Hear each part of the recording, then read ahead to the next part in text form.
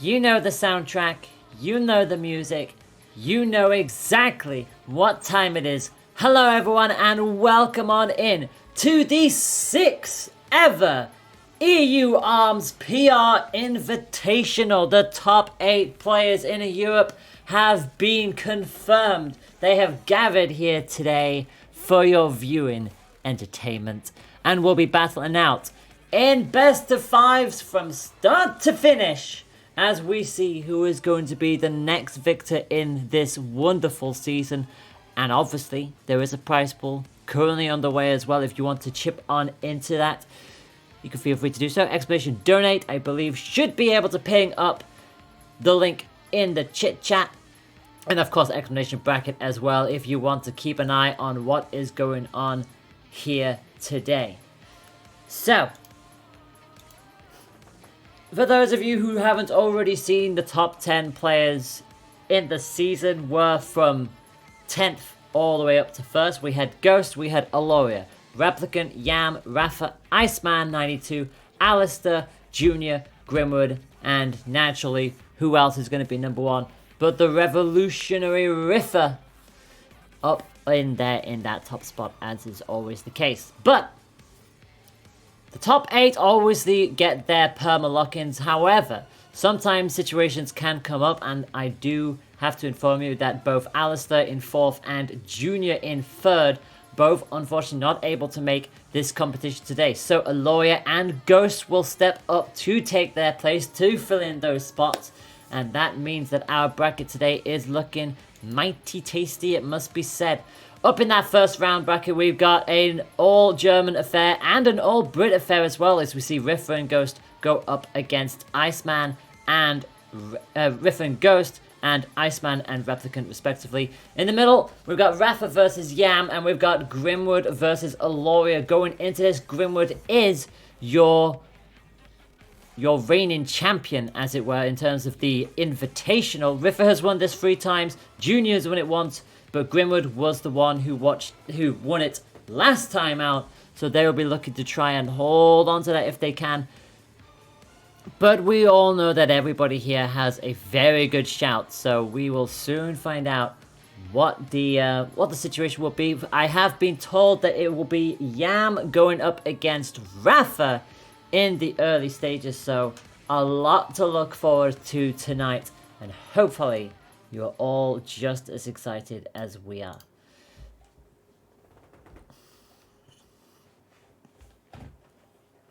So, whilst we get ourselves set up and ready to go, once again, I will be your host and your caster, your girl TK Layla.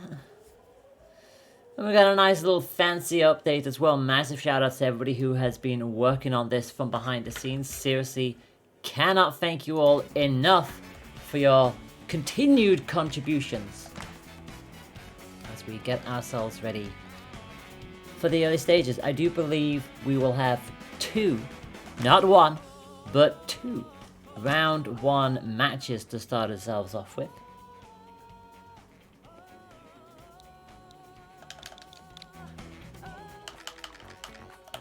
And you could probably hear it all being set up in the background as well, which is always good. But yeah, should be a lot of fun between two. So obviously for those of you who are not 100% sure as to what will be happening here, essentially, best of 5s from start to finish. No best of 3s this time around. It is just straight up best of 5s. The starter stages banned in a 1-to-1 strike ban system, with the highest seed banned in 1st. Those starter stages are as follows. They are Mausoleum, Temple Grounds, Sparring Ring, Buster Beach, and DNA Labs. After the first point, the winner will ban 2 stages, if I remember correctly, and the loser will pick from the remaining 5. I say 5 because 2 counterpick stages are added in to that list. Those 2 counterpick stages are Ninja College and Via Dos, or Via Dolce, however you choose to pronounce it.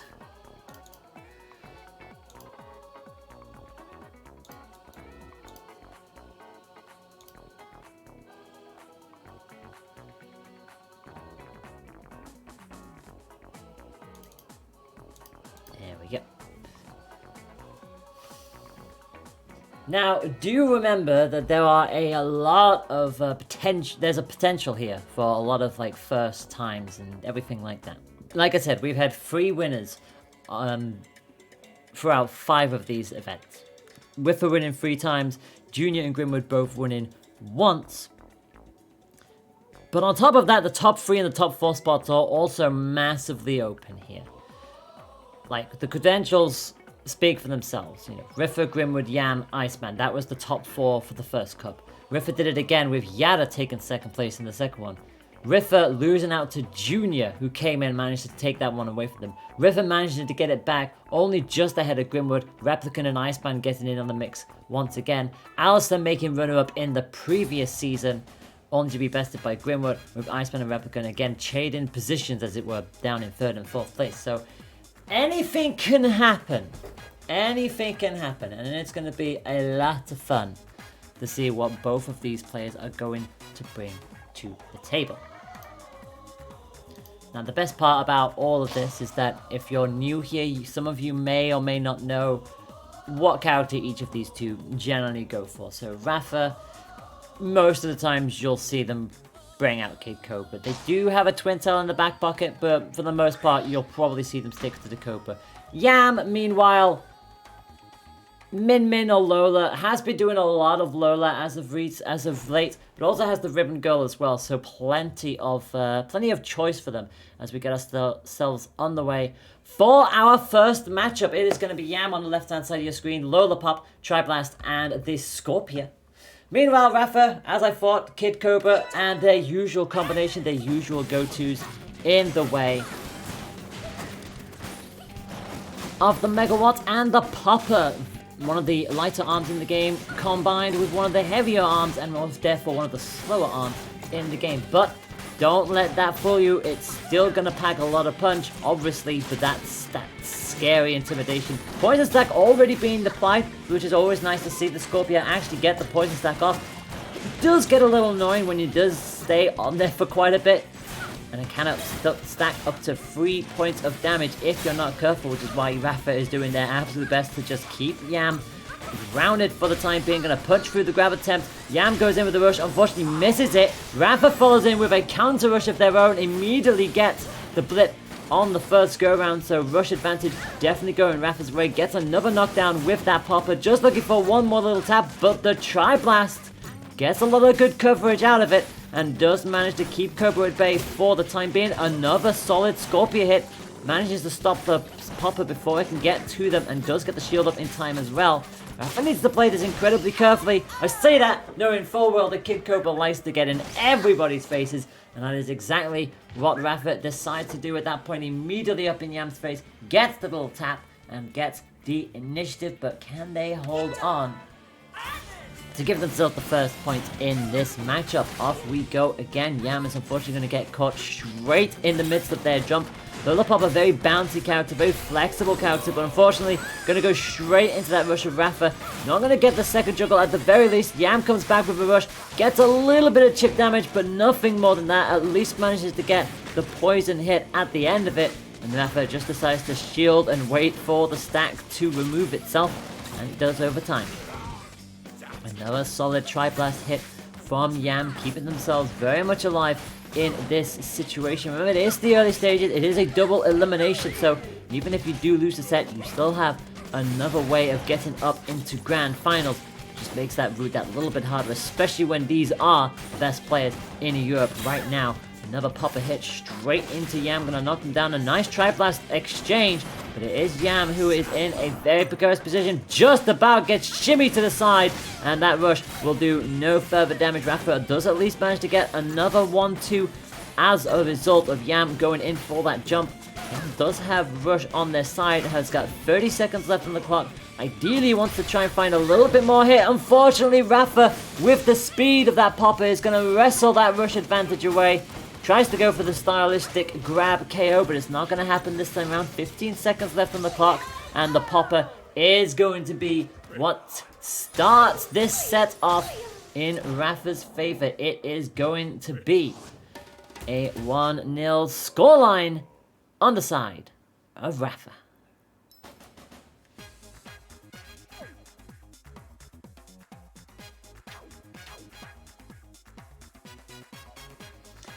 So already off to a solid start for Rafa. A really good exchange out the get-go, despite the fact that it did go 2-0 to Rafa in that matchup. Yam definitely having some good points of their own. The Triblast again keeping Cobra on standby, very much so. Especially with those 3 horizontal bolts. They cover a lot of range as it is. So despite the fact that Kid Cobra is a very slippery customer, can easily get out of a lot of situations where you would normally try to pin them down into the corner.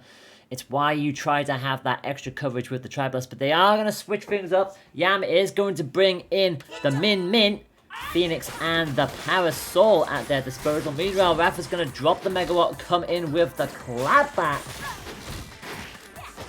An interesting decision as we move our way into DNA Lab. So second different stage. You always like to see it. The Phoenix already up and permacharged on the side of Min. That Dragon Arm on the left is always pivotal for a Min play. If you can just get enough time to get that up, it makes the Phoenix, especially as a curved utility, just that little bit extra dangerous, which is why you see Rafa immediately go in to try and shut that down as soon as possible and not give Yam the time or space to be able to get that charge back up. And Yam already grabbed, thrown down into critical, does at least manage to get another Power Soul Hut and the Phoenix charge back up, and that is why it's very dangerous.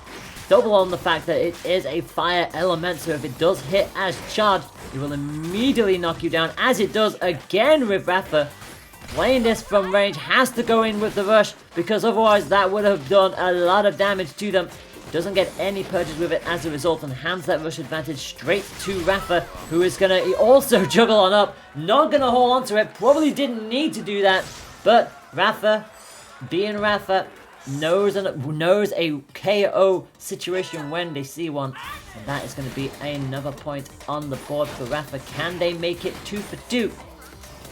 We will soon find out, as the clapback remains. Another grab onto Yam, who's going to bring out a Roaster now in exchange for that Parasol. Naturally keeps the Phoenix, it has been working, just needs that little bit extra consistency. And the Roaster, to be fair, I say consistency, Roasters never really known for their consistency. They are an unguided, unautomated guided arm, so you have to do it all manually. But in exchange for that, it does pack a lot more of a punch, and it has been doing some damage already. Goes for the rush. Unfortunately, Rafa manages to jump over it and also get the punish. And that is why Rafa, notorious, has won a Challenge Cup before. So they know exactly what they're doing. They've got the experience on their side. Does manage to run straight into another rope. Makes that another back-to-back roaster hit for Yam. And despite Yam going into critical first, they have found a way back into this. Is going to shield it. Has the DNA tube for protection as well. And Rafa wisely gets the heck out of that. And suddenly Yam has a possible moment where they could still yet yoink a point out of this matchup. But they've got to be incredibly careful here. 17 seconds on the clock. Rafa is nowhere near a rush charge. Yam has to play this incredibly carefully here. They know they need to get close. They need to shut Rafa down. The popper just about misses. Yam has to be so careful. Try to go for the grab. Called out in midair again. Goes for the rush. But it's too little, too late. Rafa keeps their distance. Keeps their chances alive. Keeps them back with the popper as well. It's another 2-0. And Rafa not conceding a point anytime soon. 2-0 in our first round matchup.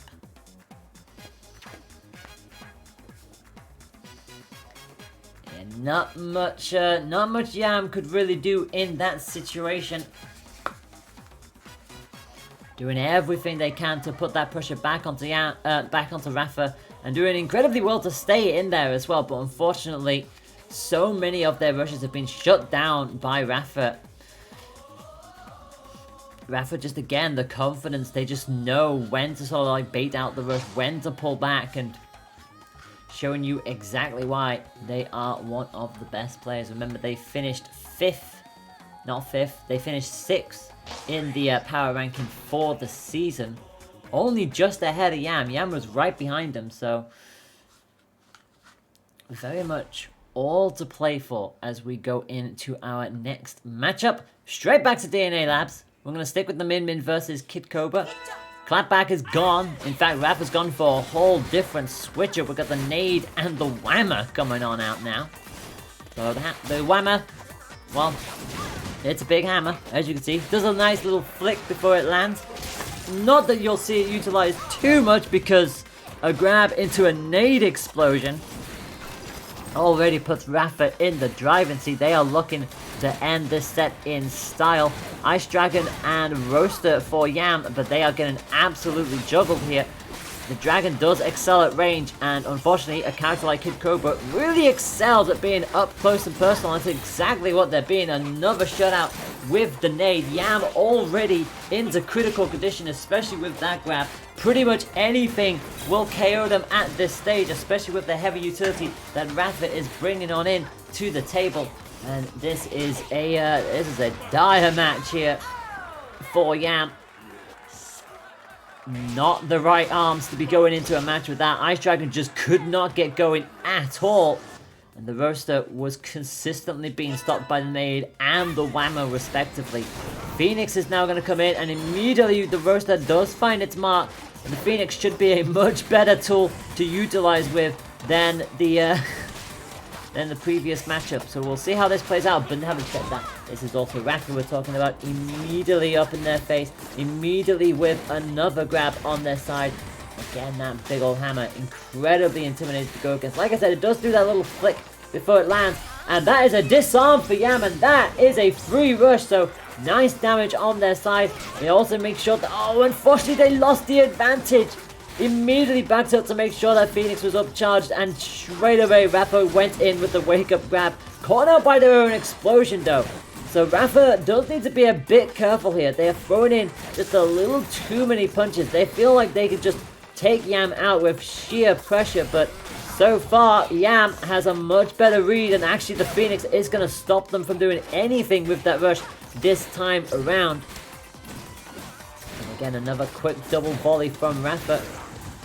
The Phoenix is finally coming up good. It's getting around this incredible wall that Rafa is throwing on out.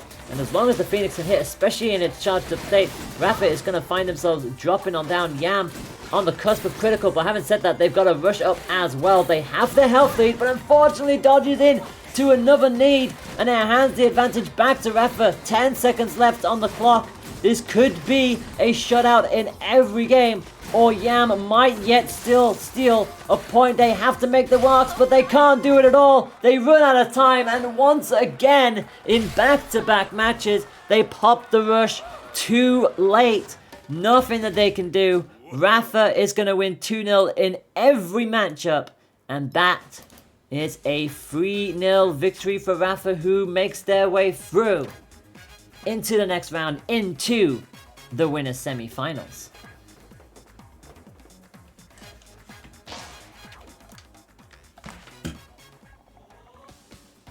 So Rafa 3, Yam 0 as we go back to our tournament bracket. That is pretty much how that will be for the time being. We'll get the rest of our results up as soon as we get them. As you can see, Rafa versus Ghost.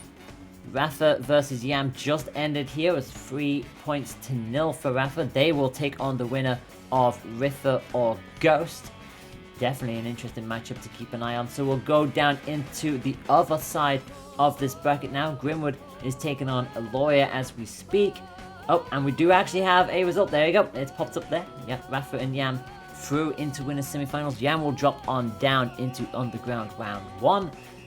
Grimwood takes on a lawyer at the moment, but the next match that we will be focusing on will be Iceman versus Replicant.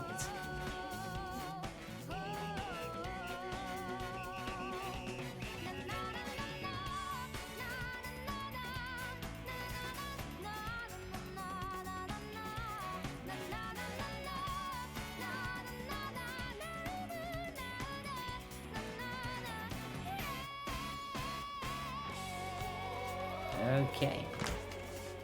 Hope you're all sitting comfortably. Iceman Replicant is coming up next.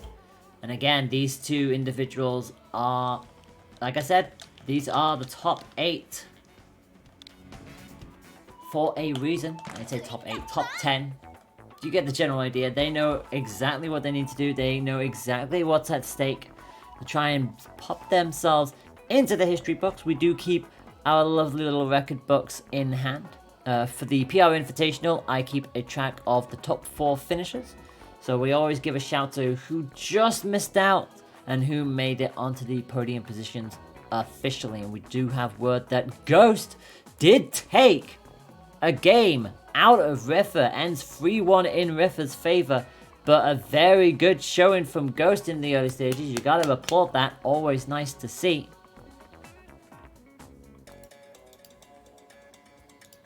But yeah, it will be Rafa going on through. So it'll be Rafa versus Rafa. We've seen that matchup plenty of times before, so we know it will be entertaining. Of that, there is no doubt. And it looks like both of our combatants are ready to go. So without further ado, we will get into our next matchup. Who will be making their way into winners semi-finals? Who will take on the winner of Grimwood versus Aloria? We are about to find out as we start our first matchup of our second round 1 match on stream. Replicant on the left. It is an all-Brit occasion. Lollipop versus Min Min, Hydra and the Phoenix versus the Tribolt and the Ice Dragon. So, interesting to see some similarities going in here.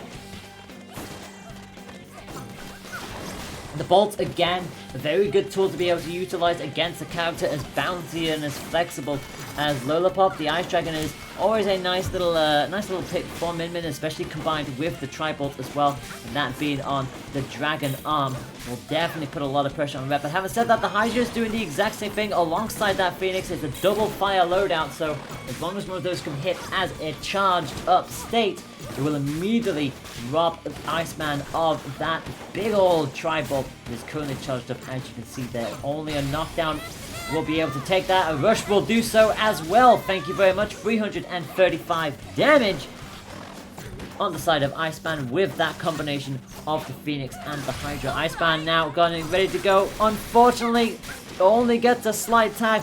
Arm weak on the right hand side, so could break it if they keep the pressure up, but Replicant is doing their best. Finally it does break, and Iceman gets damage on the board, but Replicant, crucially, with a better start so far. No sooner have I said that, there are 1-2 chain with the Ice Dragon, tagged not once but twice by the Hydra, and these 90 seconds are flown on by, but Replicant decides to end it with the rush. Not going to hold on to it for the second point, but immediately takes the initiative in this set. Nade and Phoenix. So Replicant mixing things up, going to drop the Hydra for the time being. To be fair, Iceman also dropped the Tribolt, so they both kind of went for a call on that. And as a result, both are now essentially boxing on in with some utility. For Replicant, it is still the Phoenix. For Iceman, it is still the Ice Dragon. And so far, it has been Replicant again with the better start. Replicant had to go for the rush.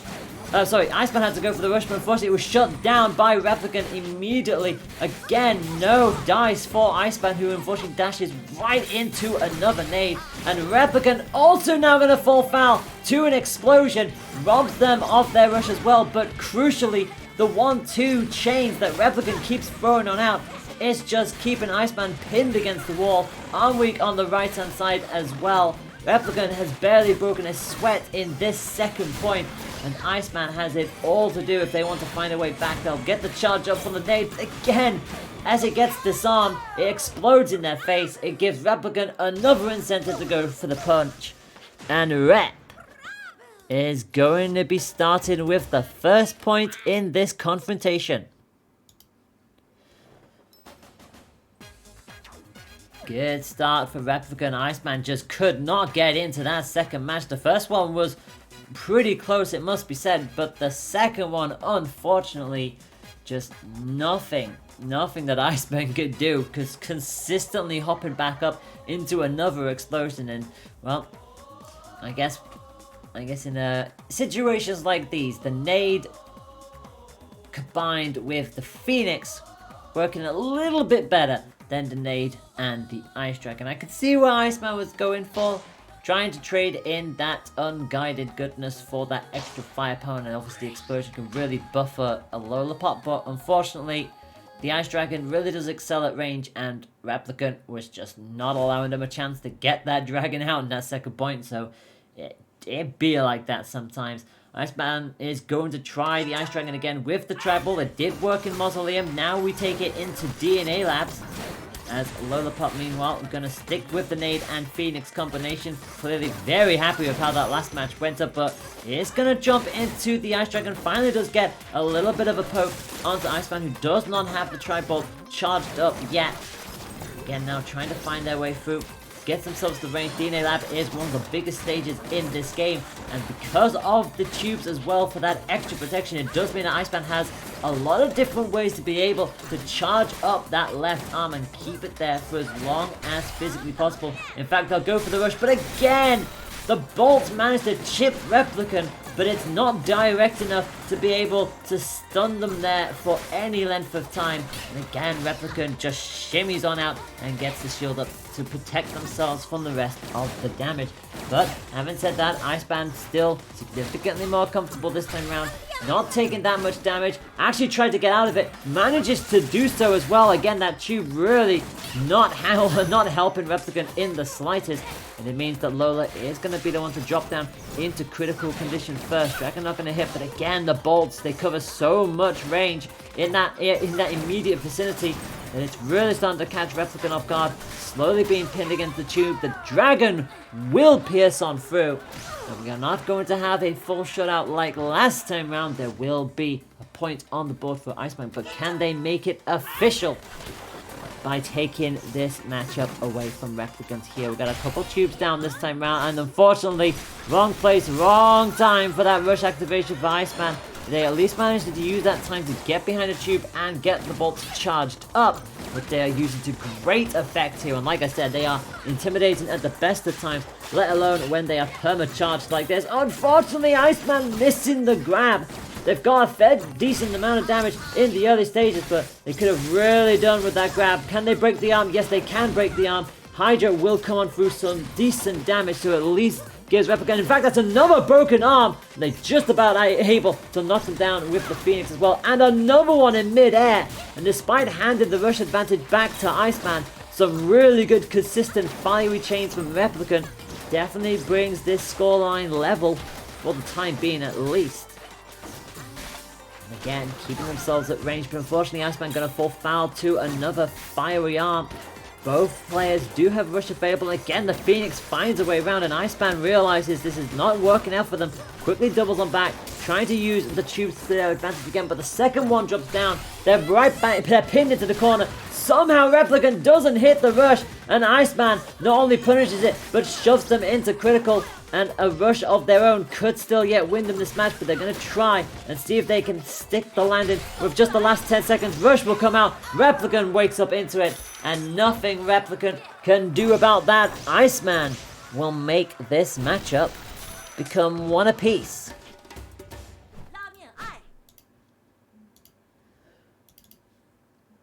DNA Lab definitely more preferable for what Iceman is bringing to the table.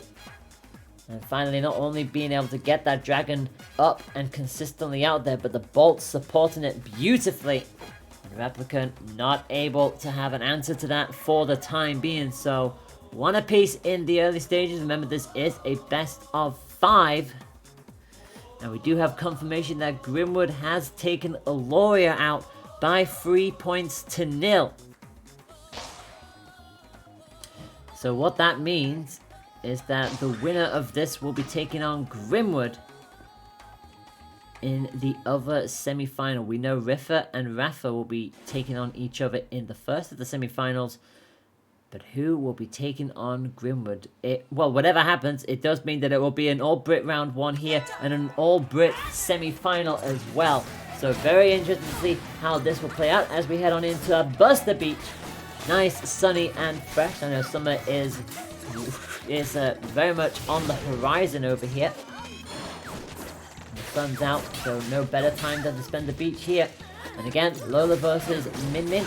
the Chakram combined with the Tribolt here. So Iceman going for all of the stun, and so far it's been working, but finally shut down into the corner by the nades and the Phoenix combination from Lola, who is playing pretty aggressively here, it must be said. And I think Iceman realizing that Replicant's gonna be like this and not bringing that dragon in for the time being. Does manage to get the rush up, but again, Replicant just about gets that shield up and immediately hops straight on out of harm's way. Keeps himself alive in this matchup. Another 1-2 chain gives Replicant the health advantage and the explosion as well. Never underestimate the AoE explosion of those nades or any explosive arm in this game. No dice for Replicant on the rush this time round, just chip damage and nothing more. And obviously, if you do wail on into a shield and your opponent does not have rush ready, it does help to build that gauge up just that little bit more. It is going to be Iceman who is going to drop into critical for this matchup. Again, oh goodness me, a nice little 1-2 chain for Replicant. 15 seconds left on the clock. Iceman does get a grab. Keeps them in potential here to steal a point away, and Replicant just decides to waddle on all the way into the corner. Gets caught with another grab again, but I don't think it'll be enough time for Iceman to do anything about it, and I think Replicant realized that as well. Nothing Iceman could do. Replicant stalling, parking the bus in the hot pocket, and takes a point away. So back we go. Iceman's actually going to bring out the Ice Dragon again, trying to play this from range. Does have the bolts already charged up and ready to go. And so far, just choosing to keep Replicant at bay, and to be fair, it's a lot for Replicant to really try and find a position on through. The Tribolt, again, 3 bolts covers a fair amount in that horizontal department, and then you've got the Ice Dragon just sweeping in with that laser from afar. It excels at that kind of range, and it can be very cheesy to go up against sometimes, because it's just you're trying to get close to an opponent who has 2 arms that are designed to not allow you to get as close as possible, and the laser does so much damage in the rush. 320 is going to chain that up. Finally a nade comes through. Replicant begins to move forward, rushes through the bolt. Very good use of that. 400 damage, and now they're going to see if they can force Iceman to stay in this position, keep them against the wall, but unfortunately they've given them all of the space they need. Knocked down by the Tribolt and the Ice Dragon. The grab as well on Rake Up, and just like that, their health advantage goes straight the other way, although Iceman did get a faceful from Replicant just then. And with that, Replicant now has the health lead back on their side. 20 seconds left on the clock. Gonna punch through the grab and punch through the next attempt. Iceman knows they've got to make something work here. They do have rush if they wish to use it, but the nade finds its way through, and it's damage limitations. Iceman goes for the rush, but not gonna get any of it. Replicant now has a rush of their own, goes for it, gets it, KOs! Replicant not gonna give Iceman the chance to come back into this. 2-1 is the scoreline, and it is in Replicant's favor.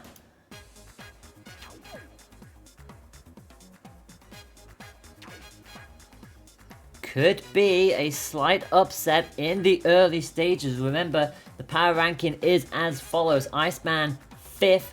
Previous rank was 2nd from the previous season, but they dropped down to 5th. After a lot of good research and efforts from those ahead of them. Replicant, meanwhile, was 7th, dropped down to 8th this time around. So only really lost it by 1 place. And again, there's been a lot of great players coming on through the ranks from the previous season. But yeah, all be the same. 3 places between the two. You never know. You never know how this can go. Replicant could very still switch this around and actually book their ticket into top 4, because if you look at it at the moment, the semi-finals look like this. Rafa, number 1, naturally. Grimwood, reigning champion in the PR Invitational and seeded number 2. They're in the semi-final that these two will be going up against. Rafa, who is 6th by the way, will be taking on Rafa, so it's again we know exactly what those two can do, and an upset very much could be on the cards because those two always go back and forth. And now we have this matchup where it could decide if Iceman makes it in as the highest seed or if Replicant throws another spanner to the works. Sparring Ring is going to be our choice, and Iceman is going to bring in Ribbon Girl, Triblast, and the Toaster to go up against Lola's Hydra and the Phoenix. So all fiery utility, the only arm not to do so is the Triblast. But to be fair, you really don't need it to be, because again, it's just that extra damage, the extra firepower. It can be disarmed, so Replicant will try and at least stop that from charging up. But again, the sheer mobility that Ribbon Girl brings to the table, those double jumps, just sometimes it could be a hard target to pin down, which is why that Hydra and the Phoenix, a very good combination for Replicant to bring to this table. It still covers a lot of ground, but so far, Iceman doing their usual business. Unfortunately, still getting caught by this Hydra. The second it hits, it just runs straight through you. There's nothing you can do about it. Again, tagged as Iceman goes for the jumps. And this is a frantic matchup between the two. Obviously, sparring ring, no gimmicks whatsoever. It is just straight up a boxing ring. And actually, Iceman ends that point in style. Catches them on the knockback, juggled in just enough for the rush. And yeah, beautiful KO from Iceman. It does give Replicant the rush advantage, and it's just really a case of when will Replicant decide to pop that, if they want to pop that in the early stages at all. And so far, Iceman is just throwing everything at them to make sure that they fade it out somehow and immediately just dash all the way on through. And that's exactly what they're going to do. Iceman incredibly confident with Ribbon Girl. They do not want to be going down anytime soon. They do not want to give Replicant that advantage. So catches them with the Tri-Blast, and another quick little chain of flurries there from Iceman. Goes in for the rush, but no dice this time around. Replicant will at least avoid most of that damage. Takes 30 at the tail end of it and runs straight in to another Tri-Blast and a grab from Iceman. And this is unbelievably dangerous here. Iceman, I don't know if they've taken chip damage or not, but oh, they finally do take the damage, so no perfect for Iceman this time around. Another explosion as well. That's what I mean by that risk reward of running the explosive arms. They can be disarmed, they can explode in your face if you're not careful. Literally only one more hit of anything from Iceman, that's all they're looking for. Again, caught by, actually double caught by the Hydra, so 60 damage. I mean, it's better than nothing, but Replicant will not like that exchange. But again, another 1-2 chain. And Replicant pretty much knows they are on one hit, but finally they go down. Iceman finds their mark. And our second match of the stream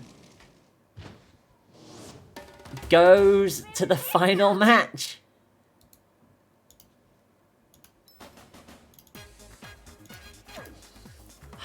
Leave it to the Brits to do this. Seriously.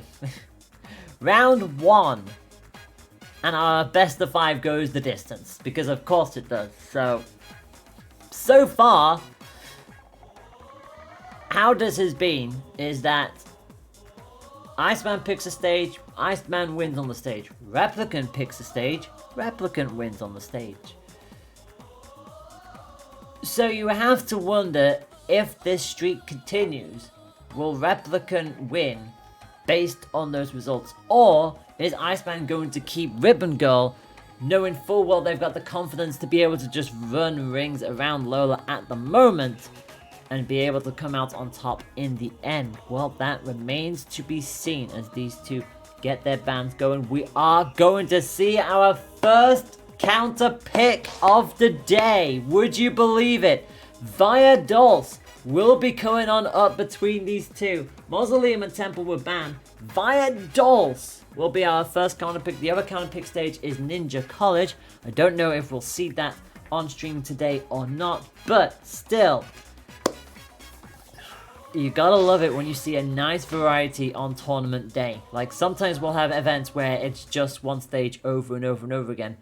So it's nice to be able to see all of the stages at least making an appearance so far. It will be Lollipop on home turf against the Ribbon Girl. Popper and Burchuck versus Toaster and Triblast. Iceman knows exactly what works, and they will stick with it. Again, you can punch through those barriers and still find a way of curving on through. So Both will have to be incredibly careful here. Again, Iceman with that sheer mobility. Replicant will be hoping to try and box them in if they can. But the second Iceman gets purchased like that, they will immediately try to hop straight into that middle, and that's why it's important that Replicant comes out here with speed and accuracy. That Birdchuck again can fire off in 2 different ways, one on the ground, one in the air. And it's going to be Iceman with their flurry who gets that rush charged up first. Replicant not too far behind. And so far, the health exchanges are going either way for the time being. Replicant being boxed in to their own corner here, gets the shield up. So chip damage, and I was going to say nothing more than that, but both arms getting destroyed at the same time. It gives Iceman a free grab no matter what happens there, and also gets the toaster hit as well. 40 seconds left on the clock. Iceman with the health lead. Again, just keeping Replicant at bay. The popper can be punched through by pretty much anything.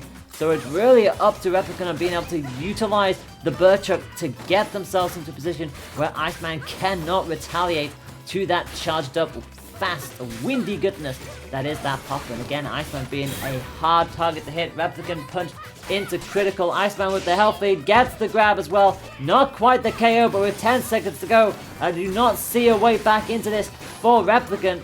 And Replicant might be losing the match that matters most if it stays like this. The first point is gonna go Iceman's way. Replicant won the first game, and since then they've been trading games back and forth. If Iceman can book this trend right here and now, they will make their way into the semi-finals with no upsets on the card.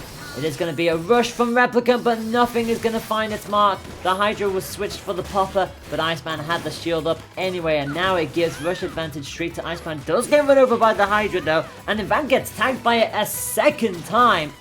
They cannot be falling foul. There are too many of those at this stage. The Birdchuck gets them the freeze, which immediately robs them of all of their abilities, and well, you go from one of the fastest characters in the game to, well, the slowest in an instant.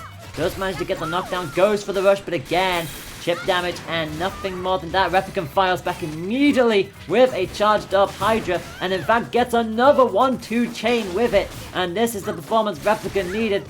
Unfortunately jumps straight into another volley from Iceman. Arm weak on the right hand side, goes for the rush, gets the rush. Will this be KO? It's not quite enough for KO. 315 damage. They need one more hit, and they've got 40 seconds to do so, but they cannot allow Iceman to get another rush here. A rush could still yet put them in a position to win this outright, but Replicant needs anything to hit, because that 1-2 gives Iceman the rush advantage, and Replicant knows full well there's his damage limitations here. They'll take chip damage and an explosion. Shockingly though, they still have health lead, but anything will KO them. They got the Birdchuck hit! By the skin of their teeth, they find the hit before Ribbon can. 2-2 in the set, 1 apiece in the match. Final round, ahoy. The winner of this moves into semi-finals. Hydra Birdchuck versus Toaster and Triblast. Crucially then, it's rush advantage for Replicant in the early stages of this matchup. Bolts are going to find its way onto Replicant first though, so the first bit of damage for Iceman is exactly what they needed. In fact, Replicant went for the rush, brave to do so, but a very good call in the end. 290 damage, it gives them the health lead in the early stages and catches them with the Hydra as well. Replicant playing from range is actually getting them a bit more purchase than I think we were expecting. It's actually doing what they need to do, and it's forcing Iceman to come up close and personal, and that's actually kind of dangerous. As long as the Birdchuck or the Hydra can hit, it gives Rep an advantage. The chip damage, again, nothing more than that. Both arms are weak. If Iceman can get a disarm in there, that would still benefit them, but crucially, it's Rep with the health lead and another Hydra tag. Crucially, they have rush as well. 40 seconds on the clock. Iceman is throwing everything here. The explosions are sounded, but nothing is landed. The rush, however, is not going to either for Replicant. Just about uses Lola's bouncy nature to get themselves out of a grab opportunity from Iceman. Keeps the health lead in their pocket. Gets the explosion as well. Pips Iceman into critical, who now also has rush available. With 15 seconds left on the clock, they are just about able to somewhat absorbs some of that damage, but it gives Iceman the incentive but runs into another Hydra hit. This is incredibly close, but the KO comes! Replicant is gonna stick it to the system and wins this set by 3 points to 2, taking the higher seed out in the early stages. What a set that was! It went the distance, and it's Replicant who can book their ticket into the semi-finals. What a set!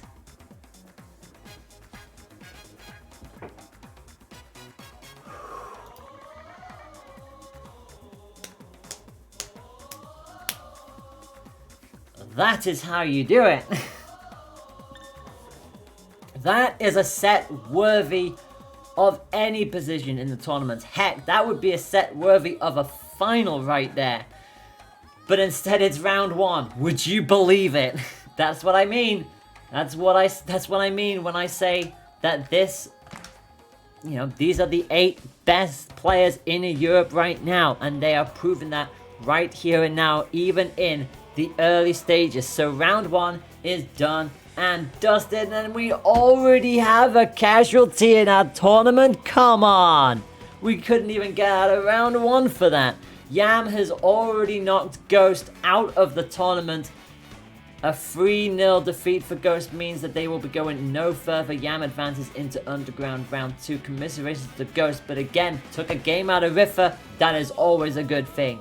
So, Ghost is out. Aloria will have to take on Iceman in Underground round 1. Aloria losing to Grimwood by 3 points to 0. So, a lot to prove going up against Iceman down there. But it does mean our semi-finals are looking incredibly spicy. Because it means it will be the revolutionary Rafa himself going up against Rafa. Both of these two individuals have fought each other time and time and time again. And each time we go to this, you never know. You just never know which way it's going to go. So I can only hope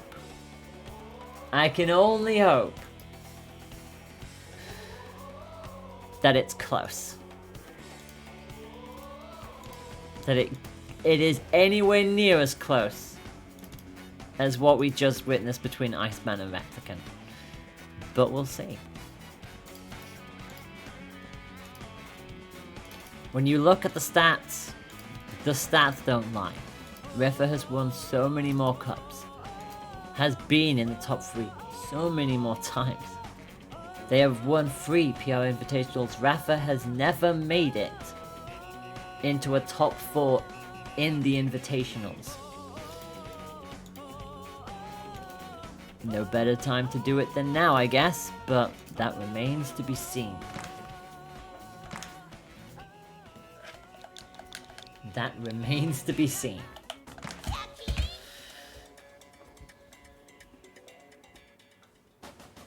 Both of our combatants are set and ready to go. The man who never stops winning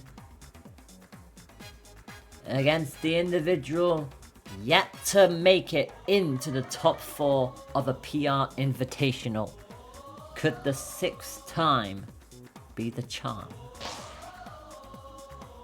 They're both set and ready. Buster Beach is where we will start.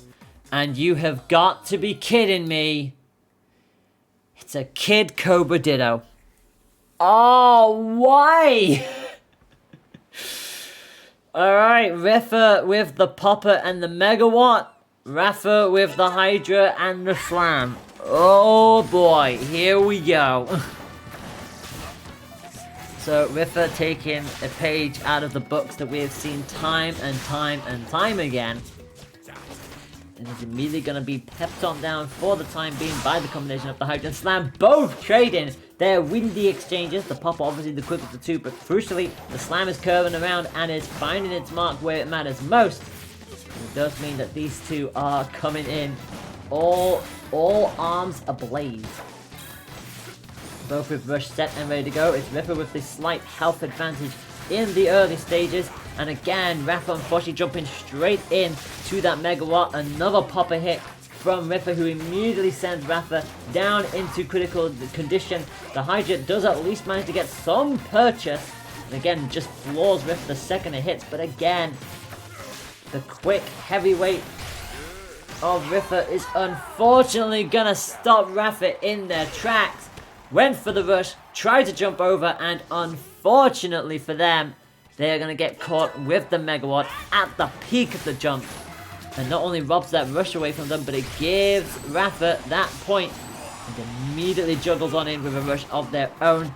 Early stages, be damned, Rafa is taking control of this matchup. Finally does get tagged by Rafa, who's coming in with that Bertrand and the Hydra combination, putting away that slam for the time being, trying to slow down and rob the abilities of their fellow Kid Cobra, and does again manage to get themselves a Hydra hit in. But again, blown away by the popper. The sheer consistency of Rafa, the sheer flexibility of Rafa to play any character and just be good at them, already sending Rafa into critical. They're looking for pretty much anything. Both are gonna get their rush, but the megawatt is always gonna win in this exchange. And of course, it's Le Champion taking the first point in this matchup, leading the set by 1 point to 0.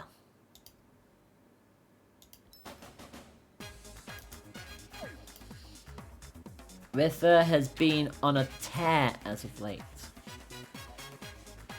Literally in the last tournament, Rafa, in the last EU ARMS Challenge Cup, managed to win for the first time ever 5 in a row.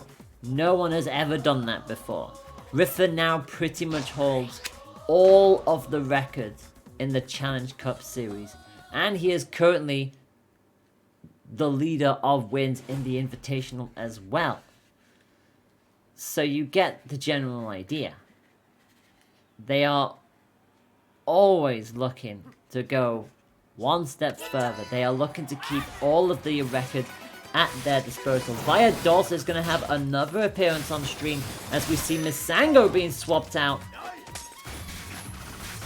We got the Coolerang and the Cracker for Rafa. So both running a lightweight arm and both running an icicle support in their stead, and Rafa definitely trying to rob Misango of their abilities of the mass deployment. Gets caught in the grab in mid-air, so once again, incredible accuracy from Rafa. In fact, goes for the second grab and gets it as well.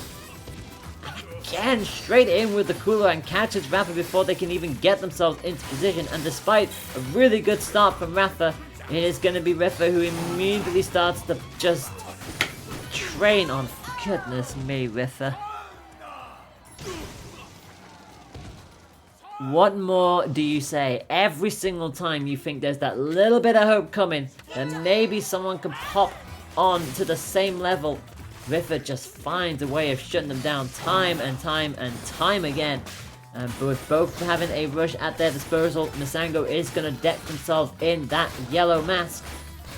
It means that if the two go for the rushes, the rush exchange will always go Rafa's way, and they will score 335 damage with that beautiful intimidation factor. And again, keeps Rafa at bay with another cracker hit. Rafa finally goes for it, but again, Rafa, the sheer confidence to just jump on over, fire in with the cracker, disarms an arm in the state of all of this, and gets a grab. And it is just Rafa's lead for days at this stage. Another one hit is going to at least give themselves something to think about. But again, the rush is going to jump straight over. It's going to get the KO. And Rafa is already 2-0 up in this set.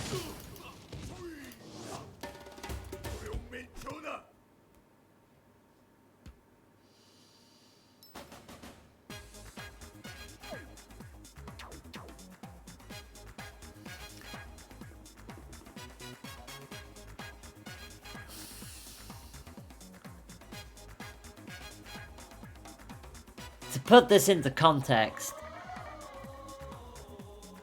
if Rafa wins this Invitational, alongside winning 5 cups in a row, he would essentially be winning 6 EU ARMS events in a row, which is an unprecedented achievement in and of itself. It is unmatchable at this stage, if that can happen. Rafa has it all to do if he wants to get any kind of semblance back into this set. It's a 2-0 lead for Rafa at the moment. Thus the beach will be the call as we go Misango versus Cobra once again. The clapback is coming on out to see if they can force any of these cracker hits right back at them. But again, the Coolerang finds a way around the shield because that is what it does. It is able to do that. It's so much easier than any other arm in this game. And again, just racking up the cool chains. Rafa is already into critical and it's only been, what, 30 seconds here. Rafa's gonna get a grab. That's a KO. Jesus Christ. That is set point already.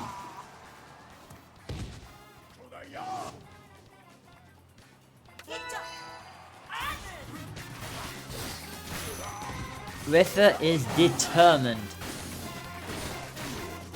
to not let anybody else in their way. And again, another good start from Rafa. Comes in with the rush. Is going to finally get shielded on out by Rafa, who can't unfortunately take advantage. Tried to go for the popper hit. Did not find it. Almost gets their arm broken in the process. Which again just shows the sheer amount of pressure Rafa is firing out. Every single time you have a match against him, another popper hit is going to come out with the clapback. And it just looks like nothing can stop him. Finally, the Rang is going to find its way back at him. And a rush will come out from Rafa and actually takes the champion down into critical condition. And this is more like it. Playing the aggressive game. Forcing the Coolerang back into his face. The red mask is going to come up for extra damage. But the ice again is going to get fired back into his face. And Rafa gets a point away.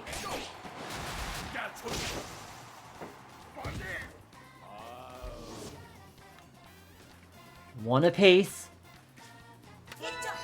It's still set point for Rafa, but that was much better for Rafa. Able to pin Rafa into the corner. Able to reflect those Coolerangs right back at them. Robs them of their abilities to get the Mastodon as well.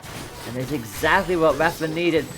Rush is going to come out from Rafa, but this time around Cobra going to be their slippery, slidey customer and immediately get out of that. Keeps them in their favor. Gets the popper through the grab attempt that Rafa was going for. And again, Rafa could not follow up on this occasion. Again, gets another knockdown. Tries to go for the grab. Not going to happen this time around. Again, consistently throwing that clap back out to force that Coolerang back at Rafa. But unfortunately, the arm is going to get broken. Too much pressure. Wake up grab again from Rafa, who is not taking no for an answer. Yellow mask is going to come out. They'll immediately pop the rush, trying to break the shield if they can. Rafa knows they had to keep moving there to alleviate any kind of pressure coming on down. Here comes their own rush. Forces Rafa into the corner. 320 damage. It at least gets them past the halfway mark. Rafa on the cusp of critical. Another quick firing popper hit keeps Rafa in this matchup. But again, that Coolerang baiting on out into that shield. Gets the grab. One more hit from anything for Rafa. And they know it will be done and dusted. Coolerang doesn't quite find his mark this time around. But there's only so much you can rely on here. 15 seconds on the clock. Rafa is the one who is almost at rush advantage, which is the worst part of all of this. Rafa finally gets a grab, sends Rafa into critical. I don't know if this will be enough time, but actually gets another hit. If they can get a grab here, that would be great, but they can't. They drop in front of Misango, and that will be that. 3 points to 0 for Rafa. And say it with me now.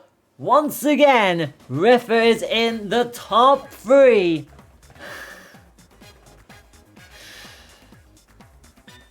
But it will be Rafa once again making their way through into winners final.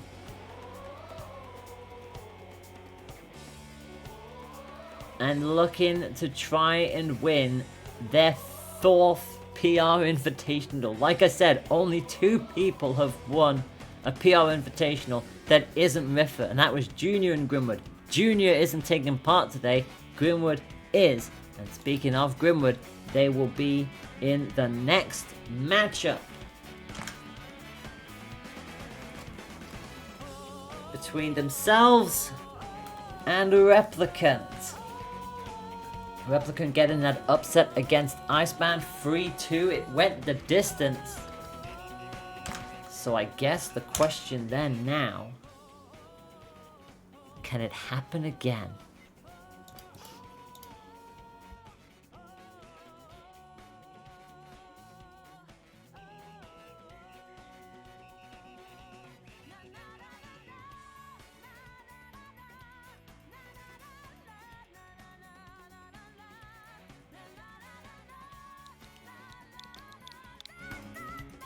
Well, we are going to find out. As our two wonderful individuals get themselves geared up and ready to go. In fact, it looks like they're already set. So, honestly shouldn't be surprised. These two are incredibly quick when it comes to these kind of things. They know what's at stake. They know when to keep this ball rolling. We've been up for just over an hour now. Those of you just tuning in, this is the 6th EU ARMS PR Invitational. We currently just saw Rafa take out Rafa by 3 points to 0, booking their ticket into the winners finals. No matter what happens, they will be in the top 3. So massive congratulations to Rafa. The man just does not know when to stop. But who will be joining them guaranteed in that top 3 spot? Will it be Grimwood, who is technically the reigning Invitational champion, or will it be Replicant, who is already upset Iceman today and looking to do the same against the reigning Invitational champion? Both of our players are set and ready to go. Replicant on the left hand side of your screen is Lollipop, Roaster, and the Lockjaw coming on out in Mausoleum. Meanwhile, Grimwood comes out with Maximum Breath. And it is going to be the Chakram and the Tribal for our wonderful Grimwood. So the Lockjaw, again, that fireball projectile arm that does follow through with the rest of the glove if it is charged up. And you just see it light up every now and then. Replicant using their bouncy nature to their advantage for the time being. Able to get a little bit of damage on Grimwood in the early stages. But obviously we all know with Max Brass, he is at its most deadly once he hits critical condition. And that is when just everything becomes so scary, so much more intimidating. Both our participants with Rush already set and ready to go. The Tri-Blast and the Chakram trying to keep Replicant down, but unfortunately that Rush will not go Grimwood's way. Try to go for the counter. Instead, it's going to be a sweet, tasty 420 for Replicant, who already has Grimwood into critical, finally pinged by the Tri-Bolt into a grab. And look at how much damage has already been disposed onto Replicant. The second Brass hits that perma-buff critical state, it becomes so dangerous. As you can see, nothing is phasing Grimwood, but there's only so many of those hits they can take. And as long as Replicant can find one more hit in here, they will take this point away. Punches through the grab, but the Lockjaw isn't quick enough. Thankfully, the Roaster is. And Replicant is going to take the initiative here, but can they actually do the unthinkable and take a point away from Grimwood? That remains to be seen. Replicant consistently really finishing either 4th or 3rd. Hasn't finished 3rd in a couple invitationals. Would love to book themselves a ticket into the top 3 on this occasion, but to do so taking out Grimwood, it's no easy feat. Already with that initial point and the initial damage as well, does get tagged with the explosion from the nade, but crucially keep themselves in this. Unfortunately, that slight knockback does set them up for the rush chain. 330. Replicant already down at the halfway mark, so never count out Grimwood. Never ever count out Grimwood, who does get punched through by the Roaster though and immediately floored as a result. Remember, anything fiery, and especially anything with that Birchuk as well, it's a really good combination to use for Replicant, because you're either knocking them down immediately, which is great, especially with Brass being a heavyweight character, or you're robbing them of those set abilities with the Birchuk. Unfortunately, Rep already into critical Grimwood, not even past the halfway mark. Both with Rush ready to go. Another solid Roaster hit from Rep. 30 seconds left on the clock. Still can do this. Has to stop the nade from exploding in their face and quickly waddles on back thanks to that bubble up shield. keeping that central platform for the time being. Grimwood knows Replicant has to come to them in this exchange. 15 seconds left on the clock. Nothing is finding their mark for Replicant at the moment. They are putting everything in here, and Grimwood knows that they could just block this out. Nothing is going to get through at this stage. Replicant doing everything to force Grimwood into a mistake, but they're just going to shield. They have enough health. They don't need to do anything else. And that is a point on the board for Grimwood. Replicant trying to force something from Grimwood, but again, just nothing can happen with all of that chip damage and nothing more. Because Grimwood was consistently moving, it's all that's ever going to be is chip damage. But it's going to be Replicant who immediately rushes straight on in. Lockjaw gets in with the 380, and Grimwood already taking a fair amount of damage. Coming in with the double nade approach as well, so all unguided, all explosive goodness. Big time damage with that big ol' hug. 170 dashes into the nade, not gonna get the explosion juggle this time around. Replicant can breathe a sigh of relief from it, both on equal footing. And Replicant does have a decent amount on their rush charge as well, but they ideally need to be getting some more damage onto Brass's side of the field. Again, these nades are just unrelenting here. Rep finds another way through with the roaster, does have the rush ready to go. Grimwood again double commits with the nade, and actually is going to bite up a bit more than they could chew, and the Lockjaw gets the KO!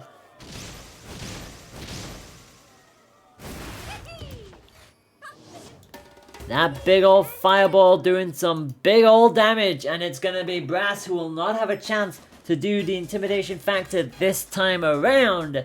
Because it's Replicant, the lower seed, mind you, who takes the first point from Grimwood.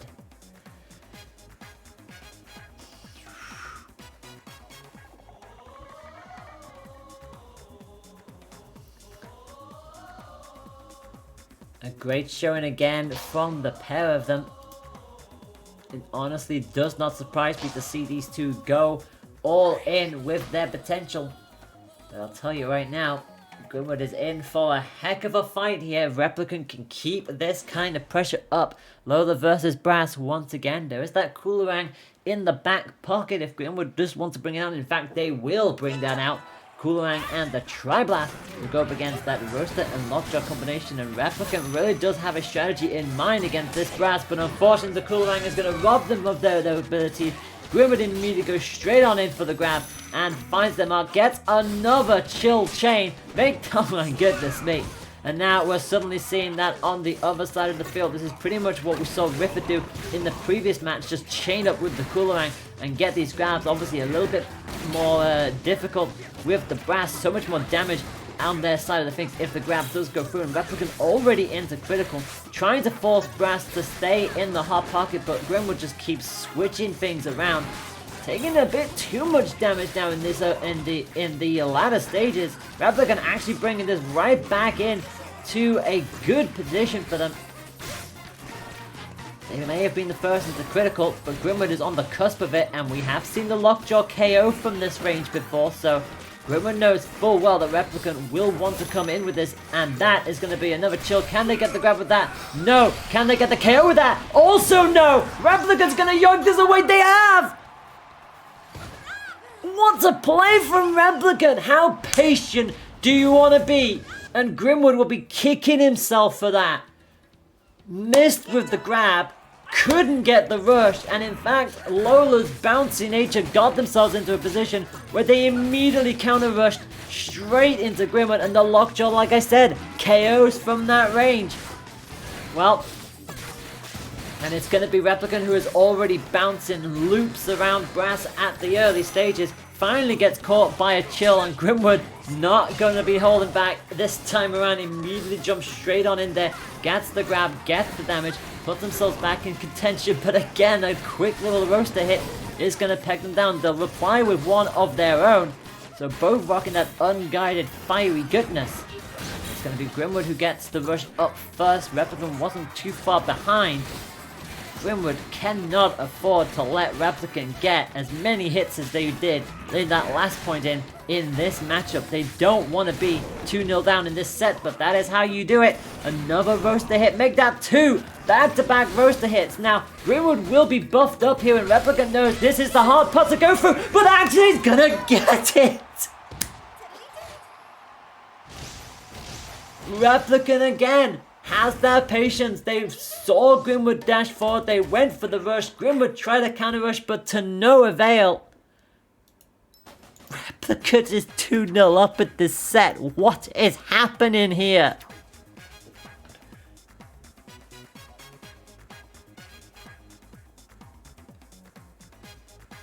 Grimwood, who finished second in the 4th Invitational, who won the last Invitational, the reigning Invitational champion, is 2-0 down in the semi-final. Gone is the Max Brass.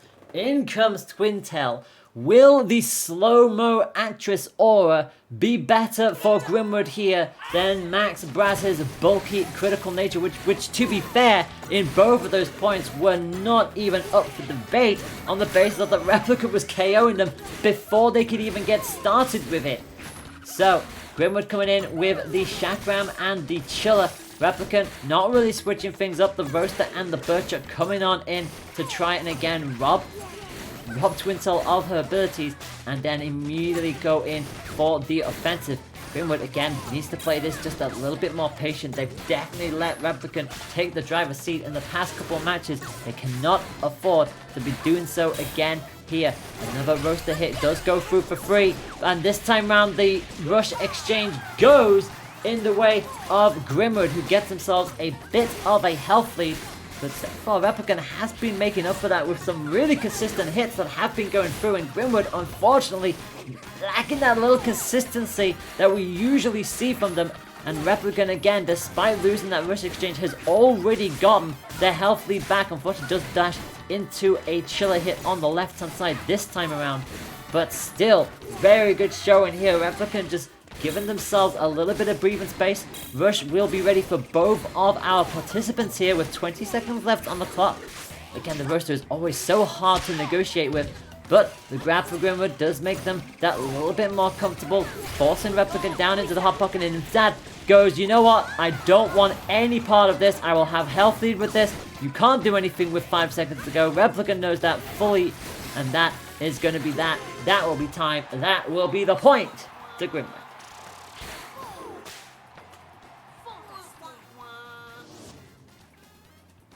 Replicant gonna bring out that lockjaw. Burchuck was not working for them there, so it's time for the big old fiery face. And in fact, it's gonna be big damage in the early stages. 360. Missed that last roaster punch as Grimwood did drift just a little bit too much to the side, but that's okay. Replicant starting much better off this time round, getting Grimwood pretty much to the halfway mark. Arm was slightly weak on that right hand side, but does finally fade away. Grimwood with rush has to deploy it, otherwise that hit was coming on through. Gets himself 250, tries to get the grab, not going to happen this time around, and Replicant gets themselves out of that position, still with the health lead. Another 1-2 chain pops Grimwood down just that little bit further, and you always have to be so careful with that lockjaw. The second you're trying to focus on when that fireball is coming out, you forget that the roaster is still gliding on in there unguided, and you could inadvertently just dash straight into the side of it. Replicant with that pressure does manage to get the rush back up on this side of the field, but crucially they do have rush, I say rush, health advantage. Now they definitely have the health advantage. One more hit onto Grimwood will be that, although Grimwood will start the next point with rush advantage if it goes that way. Replicant doesn't care though, they want the point, they'll get the point. One apiece, but crucially, it's set point for Replicant. Grimwood, again, that Chiller and that Chakram trying to get any purchase, manages to break the arm of Replicant. 205 damage goes through as a result. Replicant will start this with a health deficit, but we have seen them being able to chain in some consistent hits throughout this entire set so far. but they'll be hoping to rely on that kind of consistency going forward if they want to bring this back and tidy this up with a shocking 3-0 win over Grimwood. But our reigning invitational champion will want nothing to do with that. Burster is not going to hit this time around. Lockjaw finally does get a tag and actually weakens the arm on the right hand side. Replicant has held on to the rush the entire time, and Grimwood has got one back already. 50 seconds on the clock.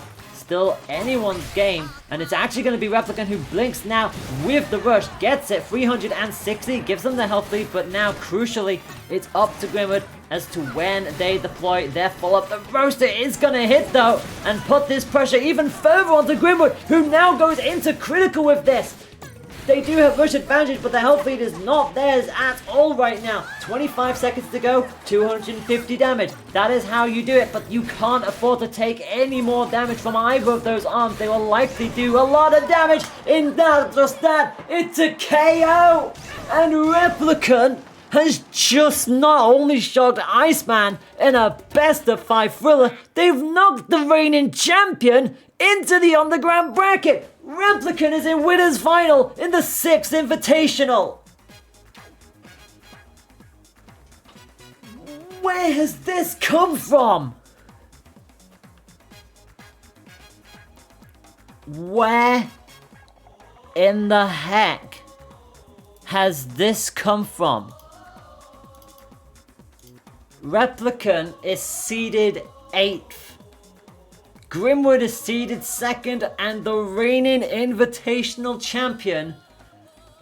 And they're in the underground bracket. Replicant, take a damn bow. Seriously, that was unbelievable. A 3-2 against Iceman and a 3-0 against Grimwood means that we have got quite the seed, quite the polar seed positions here in the winners final, because also remember, this is top 3 guaranteed. Whoever wins this will be finishing no lower than 2nd. Whoever loses this will be finishing no lower than 3rd. Rafa, number 1 seed and reigning Challenge Cup champion, going up against seeded 8 Replicant. What more do I need to say to set this stage up? Replicant has not finished any invitational higher than 3rd. Their best was that 3rd place in the 4th invitational. The individuals who finished higher than them in that set, Grimwood and Rafa respectively. All of the other times it's been 4th or lower. Save your best till last. We're going to find out, as both of these two ready themselves up for what promises to be a very exciting matchup. Who knows how this is going to play out? Honestly, don't know how this will play out. As you can also see in the underground bracket, we have lost a lawyer. Unfortunately, Iceman has taken them out by 3 points to 0, so the underground bracket will be as follows. Grimwood will take on Yam. Rafa will take on Iceman. Not gonna lie, that's a very stacked underground bracket for those round 2 matches. The winner of those 2 round 2 matches will be guaranteed a position in the top 4. That's what's at stake down there. But for up here, the stakes are even higher.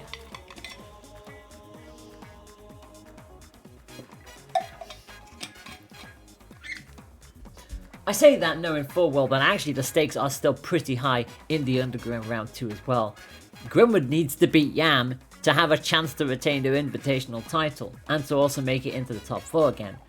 Yam hasn't been in the top 4 since the 2nd invitational. They haven't been there in the 3rd, the 4th and the 5th installments. Rafa hasn't been in there full stop. Rafa has never recorded a top 4 finish in the invitationals. Iceman, we generally see Iceman up there fighting for it, but actually hasn't finished any higher than 2nd in the invitational. They've had 3rd twice but they've never actually made it to Grand, so the stakes are surprisingly high in the Underground Round 2 bracket as well. Like I said, if Rafa can beat Iceman, it'll be their first time in top 4 for the Invitational, full stop. So, yeah, actually, stakes are pretty high down there, but even higher here. I mean, you know, the stakes are high enough without having to mention you're going up against Rafa. Revolutionary always wins Rafa. You know, we joke about that so many times, but it's true. It's true.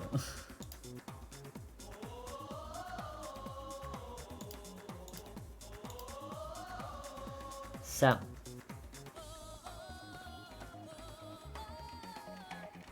this promises to be a very exciting matchup. And obviously remember, I'm not just quoting the seeds and just pulling them out of thin air. These are seeds based on how they ranked in the previous season. So for those of you who haven't seen that message come up from the ARMS scene, from 1st to 10 in order of highest to lowest: Rafa, Grimwood, Junior, Alistair, Iceman, Rafa, Yam, Replicant, Aloria, and Ghost.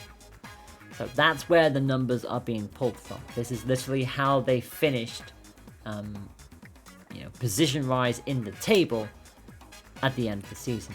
If you're new to this channel, basically you gain points throughout a variety of ARMS competitions in the European scene, most of which you will generally see being dished out here at EU_ARMS during the Challenge Cups. There are a few other tournaments that do have those as well, if I remember correctly, but for the most part you basically see them all here. So it really is literally on all of their previous performances, and it all gets added up from there. Which is why it's nice to see that since that has gotten posted up, there's been a bit of a shift in the landscape, it seems. Because again, you know, you would look at that picture and think, oh, Replicant's 8th. We might be able to see them do something special and maybe try to upset that balance. They've done exactly that. Iceman was 5th in that picture. 3-2. To be fair, went the distance. Couldn't be any closer for that. We actually do have an update. I don't believe it. I actually don't believe it. I wish I could have seen that. Rafa's taking Iceman out? What?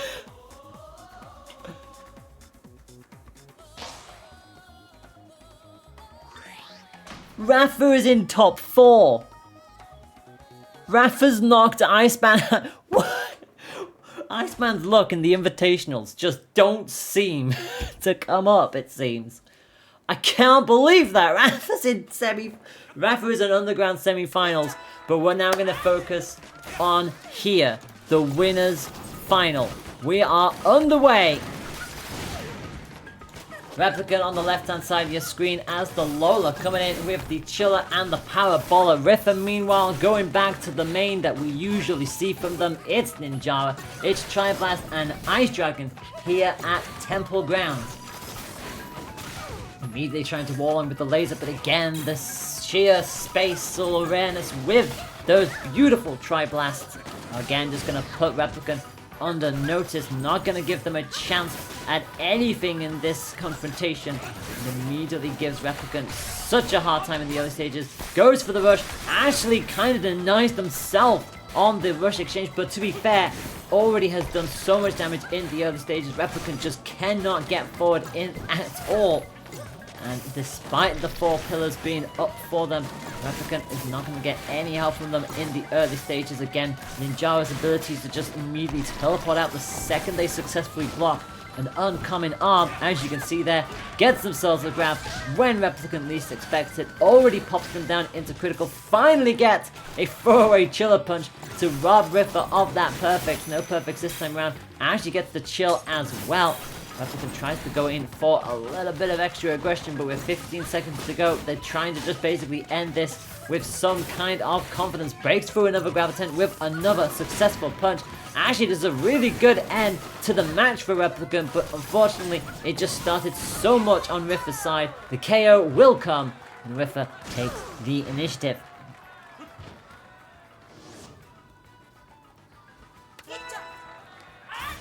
So, going on into the second batch, and Replicant immediately starts with a disarm on Rafa. Rafa will not like the taste of his own explosion.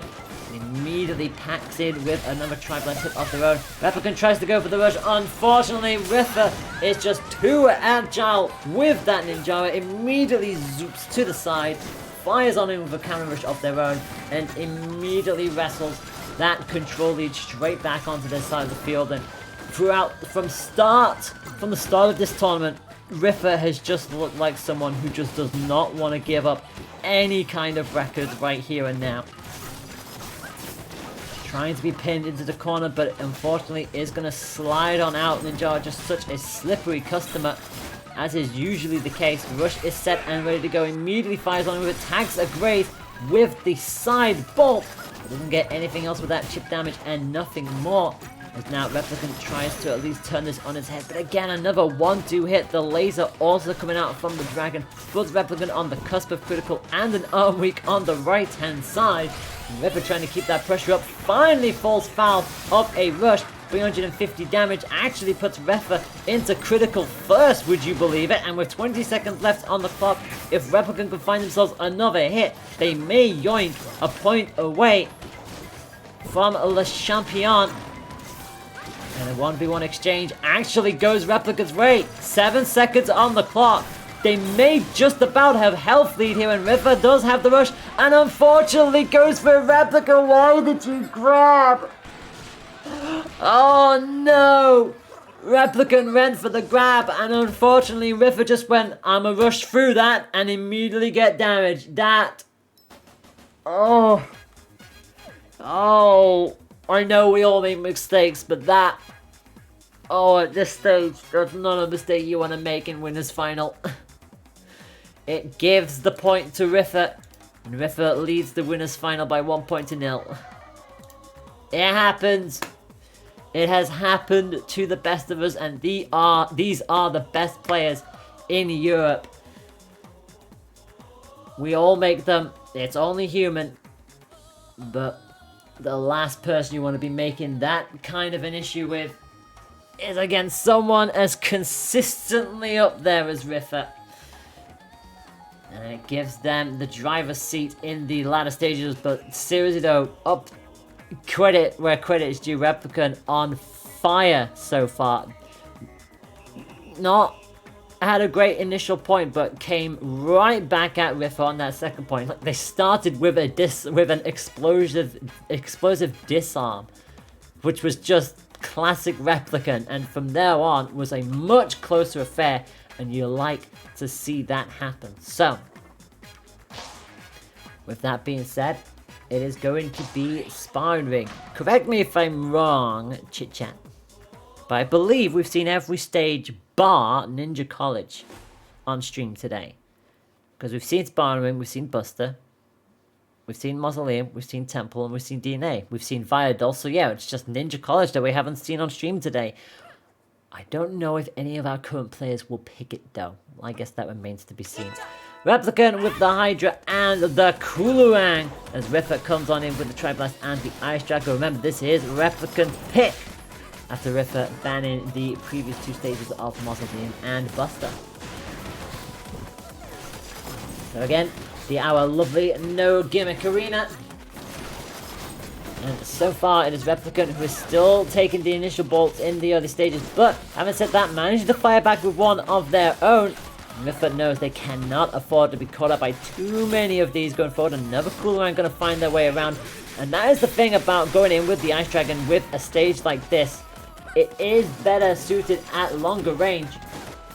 So as long as Replicant can try and keep that Tri-Blast under control and still consistently fire on in with the Hydra and the Coolerang, they may still yet get something out of this matchup, and you can see them trying to be as close as possible. Goes in with the rush, gets the rush, gonna juggle them into the corner. 360 damage, gives them the health lead as well. And this is exactly what Replicant needed. The second the stage is more suited to them, you just see them excel that little bit more. Catches them with the Coolerang on the off guard as well. The Dragon just about getting blocked and denied. Replicant with the health lead with just over 20 seconds to go. knows full well they cannot afford to throw this away, and thankfully savvy enough to know that Rafa was coming in close, immediately threw the Hydra out and just stopped Rafa in their tracks. Another solid quick little chain, 10 seconds left on the clock. If they can keep this health lead, they'll just about be able to take this away, but they are into critical now. Rafa knows anything will do it, but thankfully the Coolerang will go through, and Rep is not gonna let Rafa get away this time around. Another little poke gives them that point. Can they convert it into a full set point? That remains to be seen. It immediately started with another explosive disarm from Replicant. Gets them on the knockdown, and Rafa, 2 matches in a row, is going to fall foul to that. Another Coolerang hit is going to find its mark. Rafa actually bringing in that slam to try and slow things down and at least have some curved utility of their own. Finally gets a grab, but again, Replicant is consistent when it matters most, and they already have Rafa at the halfway mark, but unfortunately that slam is going to catch them and juggle them up for 345 damage and a wake-up grab. No sooner have I complimented Replicant on that performance, Rafa just immediately snaps their fingers and comes straight back at them, because of course they do. It's Rafa. What did you expect? Another bolt hit and a second is going to immediately wrestle that match away.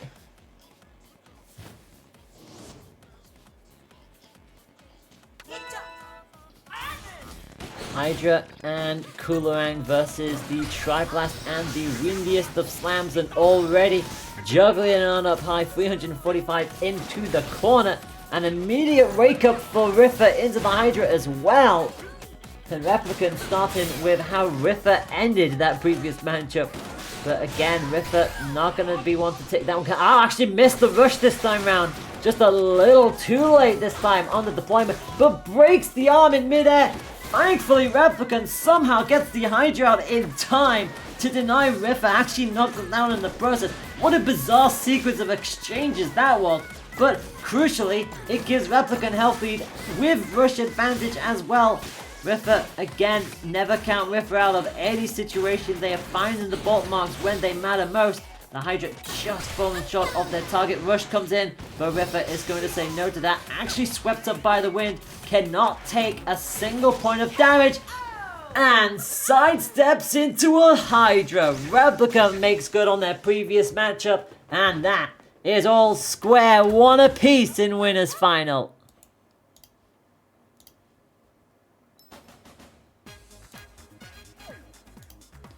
It's what you wanted to see.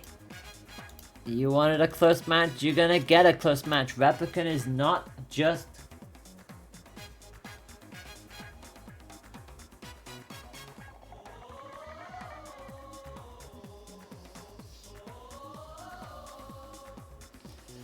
you get the general idea. It's always good to see a match go as close as possible. And yeah, that is exactly what you wanted to see. Replicant taking the fight, able to actually reverse some of Rafa's own exchanges back onto them. It's just great to see all of that playing on out. We have gotten news that Grimwood has taken Yam out of the round 2. Again, another 3-1 exchange, so players are at least getting matches away from their opposition, which is always nice to see. So it means that the top 4 are confirmed. Rafa and Replicant, Grimwood and Rafa. But what order will they be in after this set is done and dusted? We will have Underground semi-final for you, which will be Grimwood versus Rafa. Grimwood, who is the reigning Invitational champion, and Rafa, who has never made it into top 4 in the Invitationals before. So this is a whole new ball game for Rafa at this stage. It looks like Temple Grounds will be the pick, as Via and Moslem were banned from Replicant this time round, so Rafa picks the stage that they won at already. Going back in with that Triblast and the Ice Dragon. Replicant, meanwhile, Hydra and the Coolerang.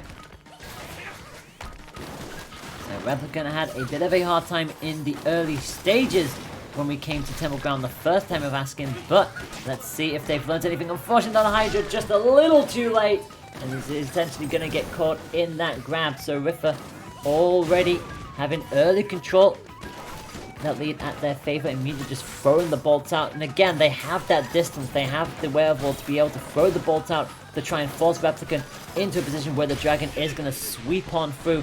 Rush will come out and actually does get the rest of the chain. I thought they initially missed it, but they do score 320. Replicant cannot get a punish grab of their own, with barely any damage done to themselves on the board.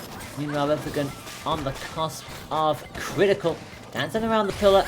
Rafa trying to get the heck out of there as Replicant goes in for the rush, gets 360 damage, not quite past the halfway mark, as Replicant immediately dips down into critical. Rafa just never gives you a break. They are consistently up there in your face, as you would expect with a ninja, but at the same time, not really, considering the fact that they have the ice strike, but you know what I mean. The pressure is always there, and another freeze as a result just slows the pace down. 15 seconds left on the clock. Rafa with the health lead.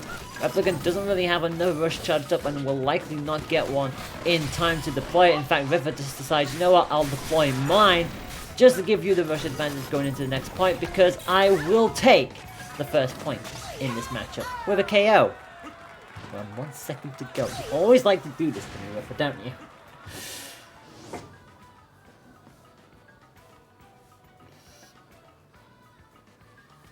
So, another arm change for Replicant. Roaster Coolerang will be the option. Rafa naturally not going to stick. I say not going to stick. Not going to change anything from there though now.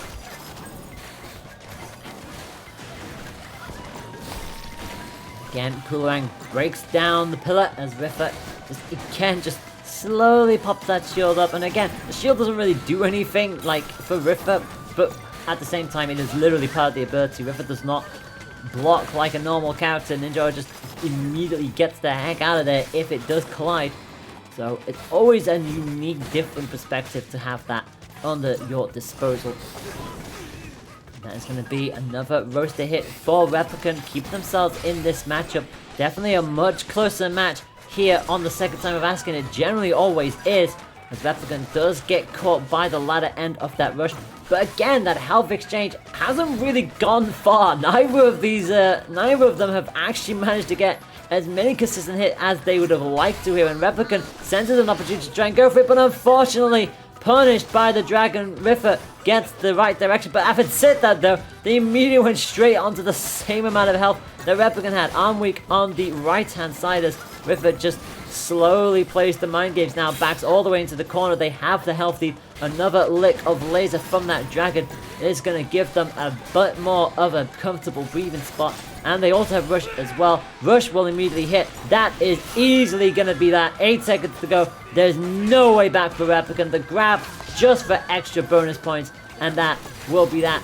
Rafa is 2-1 in this set.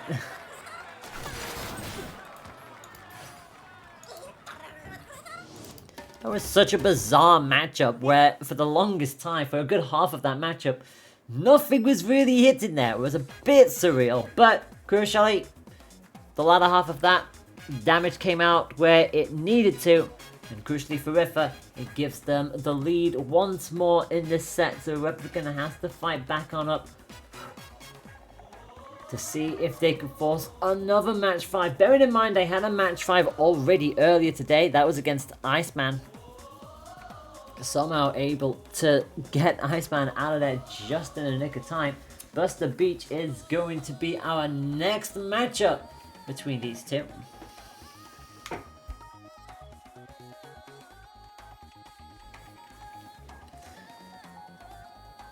With the loser going into the underground final and the winner booking their ticket into the grand final. For Replicant, if they are able to find a way to do so, it would be the first time ever.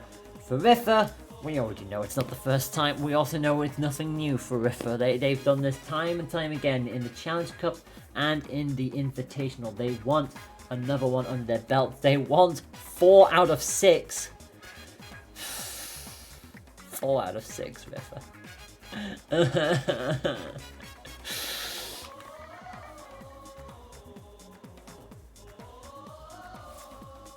What's going on here? Yeah, I was about to say.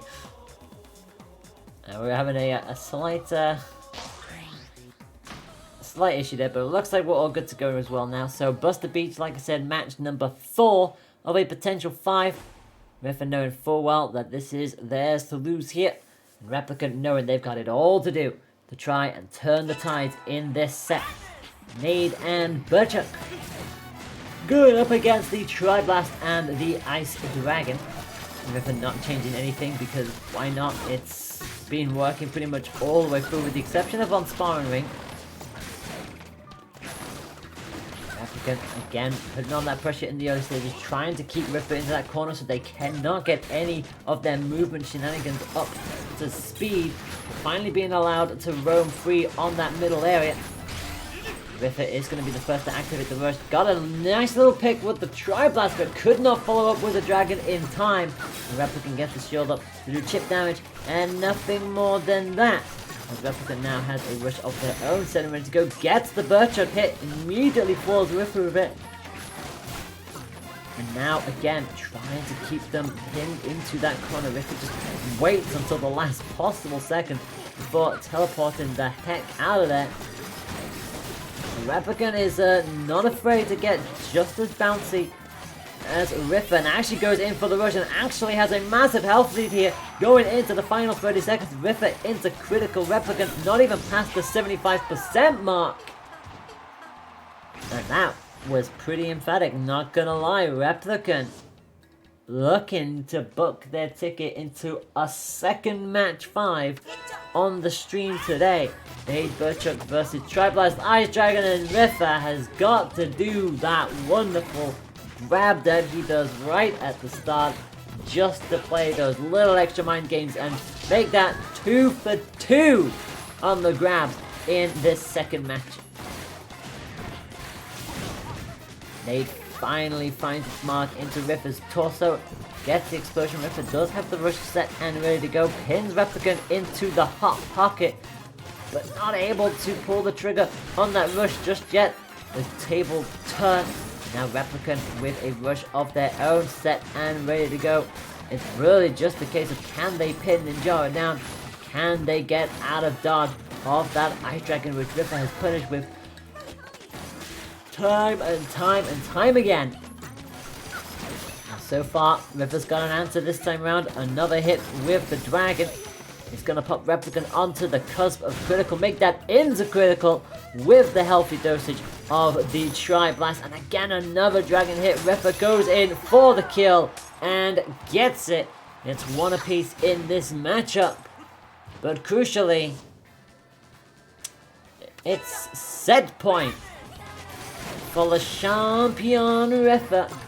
Looking to book their ticket into the grand final yet again. The EU ARMS event dashes into the nade this time around, so we'll take the initial damage, but that means nothing against Rafa. However, those kind of chains will start to add up, and you really do not want to be losing that. And arm broken as well. Could have been a chance for Replicant, but had already committed with their arms. Actually goes for the rush as well, and gets all of it as well. Rafa on the cusp of critical. Replicant only taking a sliver of damage so far, chip damage, nothing more than that. Arm weak again on the left hand side, does finally fade away for Rafa, finally gets the grab to start to turn the tides around, but they've got a lot of work to do. If Replicant can just find a few more decent hits, that will certainly do it. Pops them into critical, and this could still yet change. Rafa likely not going to really pop that rush until they get any kind of proper purchase onto Replicant. They are slowly at that halfway mark. Goes for the rush, but Replicant's got it covered this time round. Chip damage, nothing more than that. Arm weak on the right hand side, but Replicant will just bounce onto the bag and preserve their health lead. They now also have rush to go. 20 seconds on the clock. Rafa is throwing everything at them, but nothing is really finding their mark at the moment. It's just on the shield of anything. Replicant's going to go in for it. Replicant gets the KO with the rush. And Replicant for the second time on stream today takes us to match 5.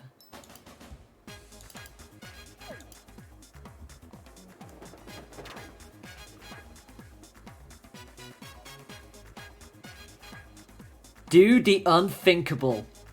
Break the unbreakable. Could Replicant actually do this?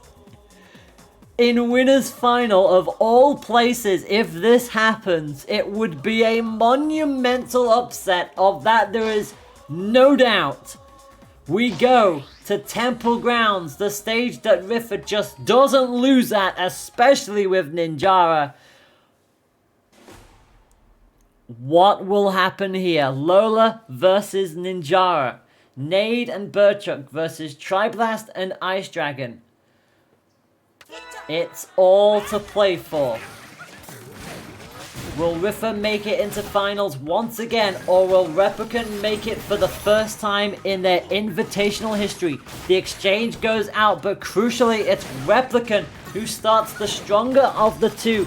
Rafa can't keep taking Replicant to the same stage over and over without Replicant learning new tricks, learning what to cover against this fast-paced Ninjara. Holding on to that dragon for dear life, has the rush in the early stages like they usually do, but it's Replicant with the health lead in the initiative for now, but it can all so quickly change. Another little tag with the Tri-Blast is going to put the pressure back onto Replicant, both with rush set and ready to go. It is a wide stage, to be fair, for Temple Grounds, and again, Rafa knows that. They know Replicant has to come to them every single time they choose to hide behind these pillars, which is why Replicant is so quick to get them off the board and try to get any kind of semblance in the early stages. Nearly getting themselves a hit. Finally gets it with the nade, but again, Rafa just shrugs it off and coasts all the way around to the corner. Again, another bolt is going to find their way through. Rafa again is just always so comfortable at Temple Grounds. Every single time we go here, Rafa just knows what to look for, knows when to start chaining things up. Again, another punch on through onto these shields. Rafa just biding their time, 15 seconds on the clock. Replicant is just a tag away from getting themselves taken out once again. Neither player opting to use their rush here, and once again, it's Rafa on set point here on Ninja College, match 5 in winner's final. Hydra Burchuk for Replicant versus that Ice Dragon and the Tri-Blast. If it ain't broke, don't fix it, but the Hydra does get the initial tag, but this is the early stages, and especially with both players having a rush on the side, you know full well that can and will easily change. And another 1-2 hit. The sweeping laser is gonna mine its mark, but so too does this juggle. 270 damage. It pops Rafa down. They do still have that rush ready to go, and they'll use that for the fear factor. You know full well it's gonna come up, but Replicant has the shield, chip damage, and nothing more. Both arms weak though. Has to be careful and let them fade away, but the Hydra pressure still coming on up actually does a bit more damage to Rafa, and suddenly the turntables as the bolt again just manages to find their way through, but the dragon can't quite get the follow-up. Does get the chain this time around, but Replicant is far enough away to just hop the shield up, and unfortunately gonna fall foul to another one. Cannot afford to be taking too many more of those charged up Ice Dragon hits, and especially with Rafa getting even closer, it's almost like they're baiting out that rush attempt. And the longer this goes on, the dangerous it becomes. 305 damage onto Rafa. 20 seconds left on the clock. Rafa actually gets caught by the Burchuk and can't move at all. Replicant is playing this incredibly dangerously, and they have to be so careful. 10 seconds on the clock. Gets the Hydra. Gets the Hydra. 2-2 in the set. One apiece in the match itself. Who will win when it matters the most? Rafa gets the tag first, in fact gets the Hydra as well. They do have rush advantage and finally get the bolt and the 1-2 hit, but crucially Replicant is not giving them the time to really follow up with anything more than that. It is incredibly close between these two, and another Hydra hit is going to tag Rafa, but it's not charged up, so it won't floor them this time around. Both with rush available and ready to go. The explosion will detonate and bring them back to an equal footing. Still a good minute of this match to play, but the Hydra is going to find its mark on the side. Big that 2 for 2 on that Hydra, and Rafa quickly gets themselves some space, but again lets their guard down. Another Hydra hit is going to run straight through them, and Replicant is chaining these up. Rafa is on the cusp of critical. A rush will easily KO, but it's all about timing. They'll go for it, but it stops! It stops by the Tri-Blast! The last thing the Replicant needed. It could have been the finishing touch, but not just yet. Just over 30 seconds to go. Will they have enough time to chain up another one, or will it be damage limitation? Rafa gets the rush and pops Replicant into a KO position. It's into critical with just over 20 seconds to go, but the Burchuck brings them into it as well. So, who has health lead? It's Replicant. 15 seconds on the clock. It's anyone's to play for, and it's just literally down to who can hit this now. Can Replicant hang on for dear life? They both exchange. 3 seconds to go. Will it be the upset? It is the upset. Replicant knocks Replicant. Replicant is in Grand Finals for the first time in Invitational history.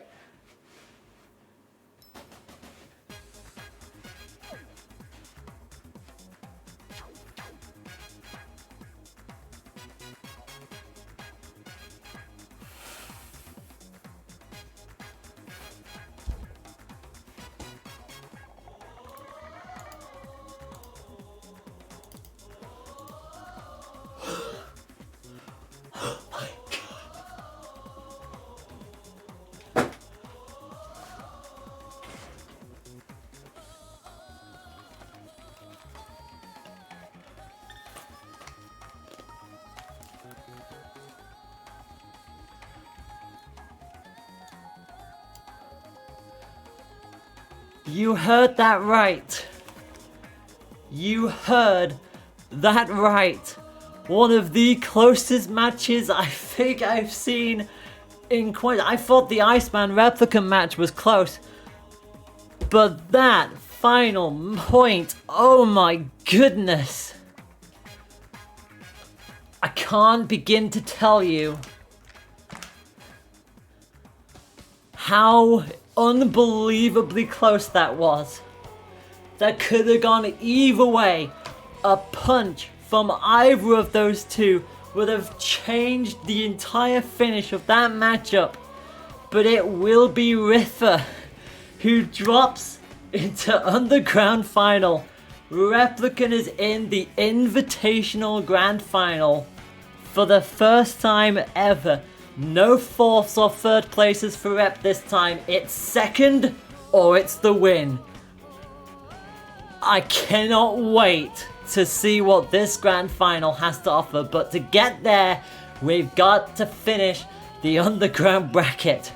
There's still a ways to go yet, as we now cast our eyes to reigning Invitational Champion Grimwood against Rafa. Oh my goodness. You just can't believe it sometimes. You just don't know what to say sometimes, and that is when you know a tournament is having a hell of an impact on you. You just never know which way it's going to swing until the very end. But now, everybody take a deep breath. It's never over yet. Especially against a player like Rafa, it's never over until it's over. But I'll tell you right now, it's a statement and a half to take Rafa out before Grand Finals. What more do you want? Well, it remains to be seen. We start back on Temple grounds. Oh my goodness me. Underground semi-finals is up and it's underway. Rafa on the left-hand side of your screen. Kid Cobra, Popper, and the Megawatt. The reigning Invitational Champion Grimwood on the right-hand side of your screen. Coming in with that max breath. Again with that tri-bolt and the whammer. And so far, it's business as usual for Rafa, who just comes sliding on in, not giving Brass a chance to really get that bulk up going. But finally does get nailed down by the bolts and the hammer. Again, that double stun combination for Grimwood against the windy aspect. And also that big ol' electrical bolt from that megawatt. I've seen Rafa use this time and time again. They'll want to try and juggle on in.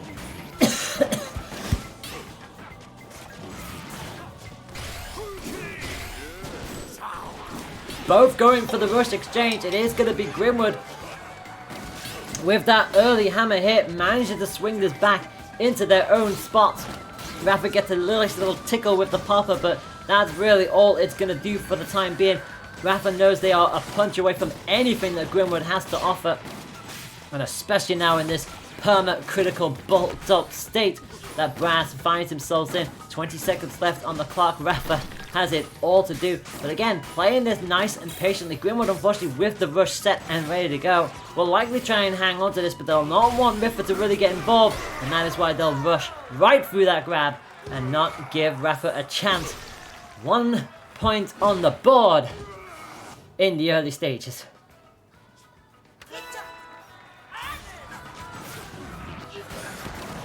And Rafa not afraid of the reigning Invitational champ. They go straight on the offensive, immediately putting Brass on the back foot, but again gets caught by the hammer, actually rushes through it, but the bolts again manages to catch them on the side and not give them any kind of opportunity to come back in from there.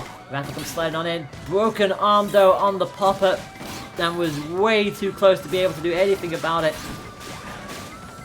Again, another arm break, and Grimwood will not pass up on that opportunity. 335 damage, and pinning Rafa into the corner, not allowing the agile Cobra to get out of there. And some may call Kid Cobra hot, but right now he is hot for punishment. Grimwood is doing everything against him. Rafa finally manages to turn the table and actually pinning them into the corner themselves now, and gets a grab in there. And just like that, it can easily change. If they can land the rush with that, it would be even better. And they actually are going to go for it, but unfortunately again, Grimwood hops to the side, gets the deflect, and clumsy with the rush as well, but actually can't get the KO. Had to do so, and unfortunately for Rafa, it's going to be a big ol' hug to end a big ol' point for Grimwood.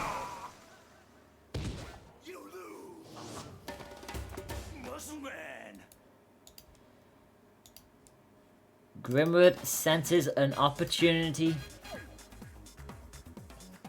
to continue on forwards, to take the fight to Rafa, who is waiting in the underground final, but they've still got a couple more points to win if they want to get there. Rafa keeping themselves very much in striking distance. A great little display, managing to turn the tables on Grimwood and actually put themselves into an opportune spot. But unfortunately, 2 rushes in that matchup denied by Grimwood, who just poked in with the tri-bolt. You know full well that Rafa will be keeping an eye on that in the next coming matches, should Grimwood decide to opt in with the Brass once more. It is going to be it's going to be Ninja and Via banned. I should correct myself. Like I said, the only stage not to appear on stream tonight so far has been Ninja College. The only stage. Everything else has had a turn in the sun, including Via, which is, you know, that's how it be sometimes. So, we run on in to match number 2. In Underground semi-final, Kid Cobra versus Brass, and guess what the Cobra brings to the table? It's a clapback! And seeing they can fling any of those bolts or those hammers back in Brass's face, who does take the initial damage in the early stages, and Rafa does seem to make a good trend out of doing that. But it's the question of can they keep that up, and so far the answer is yes. The clapback just keeps bolting right into Grimwood's face, and I think he'll be very appreciative of that. Finally gets in with the tri-bolt. I tried to say tri-blast and tri-bolt at the same time. That did not work out for me. And a mini explosion into a juggle just Of course, it's Grimwood doing Grimwood things. Rafa already on a point away from going down in the early stages.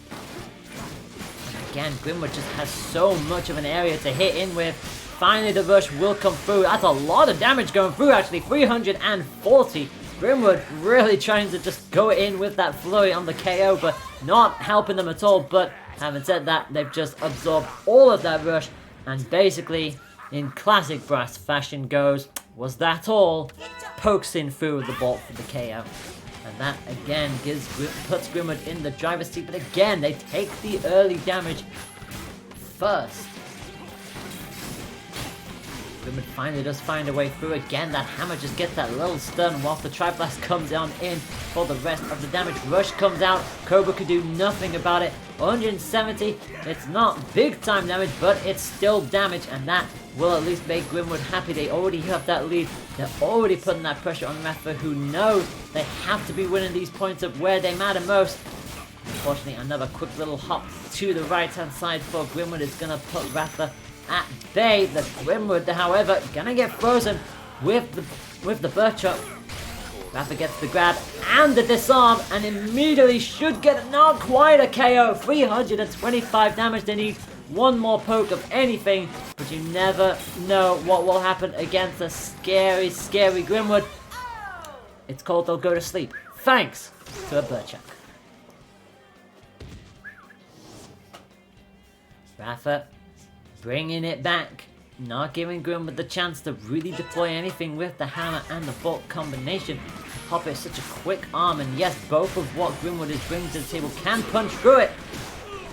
But nothing will punch through that rush of Grimwood. 355 damage, and Rafa already pretty much at the halfway mark, and Grimwood, having seen how that second point went, does not want to be giving any kind of advantage away to Rafa. Hammer not going to find its hit this time round, as the Popper and the Birchup, I think it was the Popper, get the self-destruct and the hit, and a big time grab as well.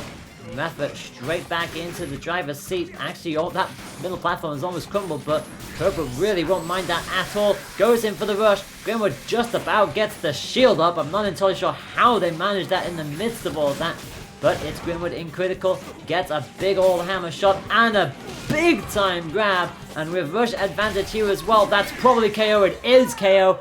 Bit too ambitious for Rafa to go in for that grab attempt.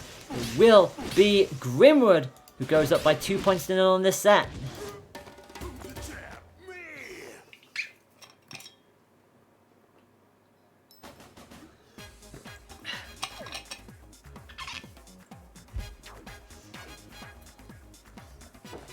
Rafa has already put themselves on the board. They will at least be registered with a 4th place if they can't get past Grimwood here. But they are doing everything in their power to find a way of dethroning reigning Invitational champion Grimwood. They took the fight into them on 2 different occasions here.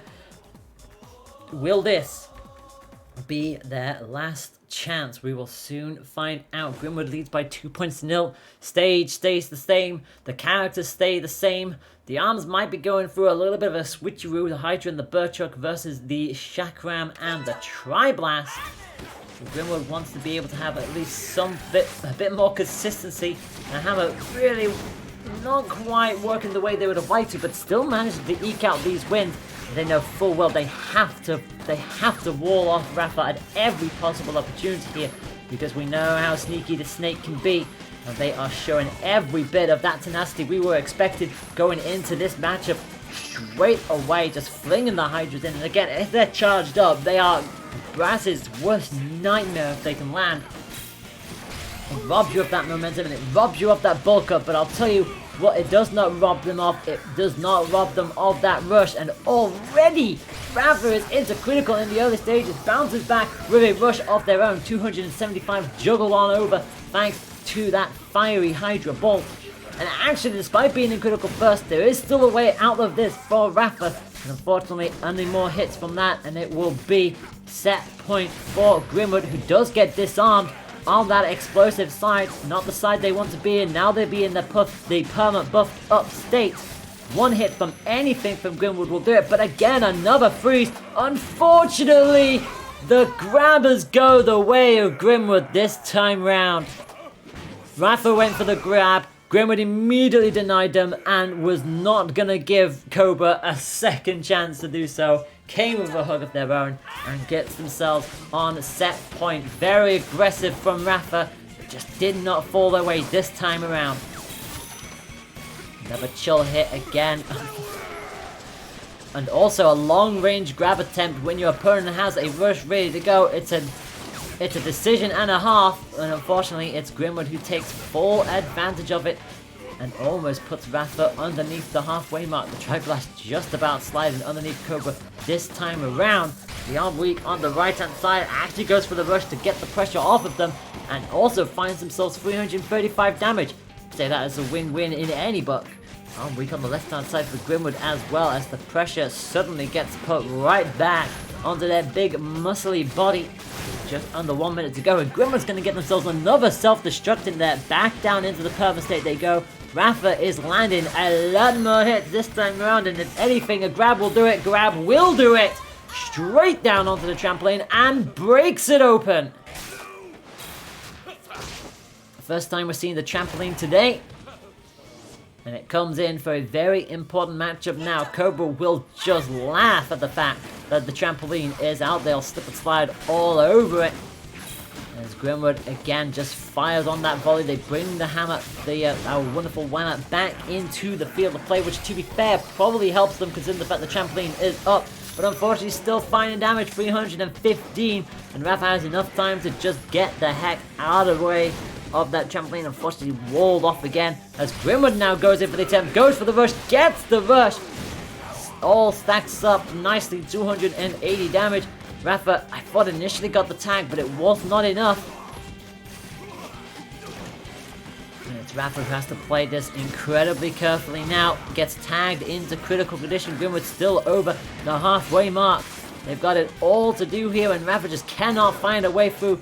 Starts to slip onto the trampoline, actually gets the Hydra hit from it, and actually gets them chained up in the air as well. This is everything that Rafa needed, and then some. A big time grab with rush advantage. If they find an opportunity to do so, they'll go for it, but unfortunately it's chip damage and nothing more than that. Grimwood answers with the rush itself, but that's exactly what Rafa wanted. They used the trampoline to their advantage. They bounce on the left-hand side, and that Hydra is gonna go nowhere but in Grimwood's face. 2-1.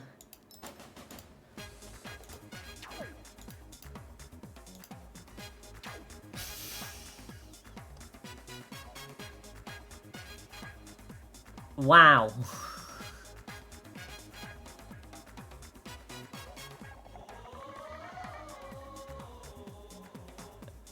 I think Rafa went full on in there with the expectation that they would break shield.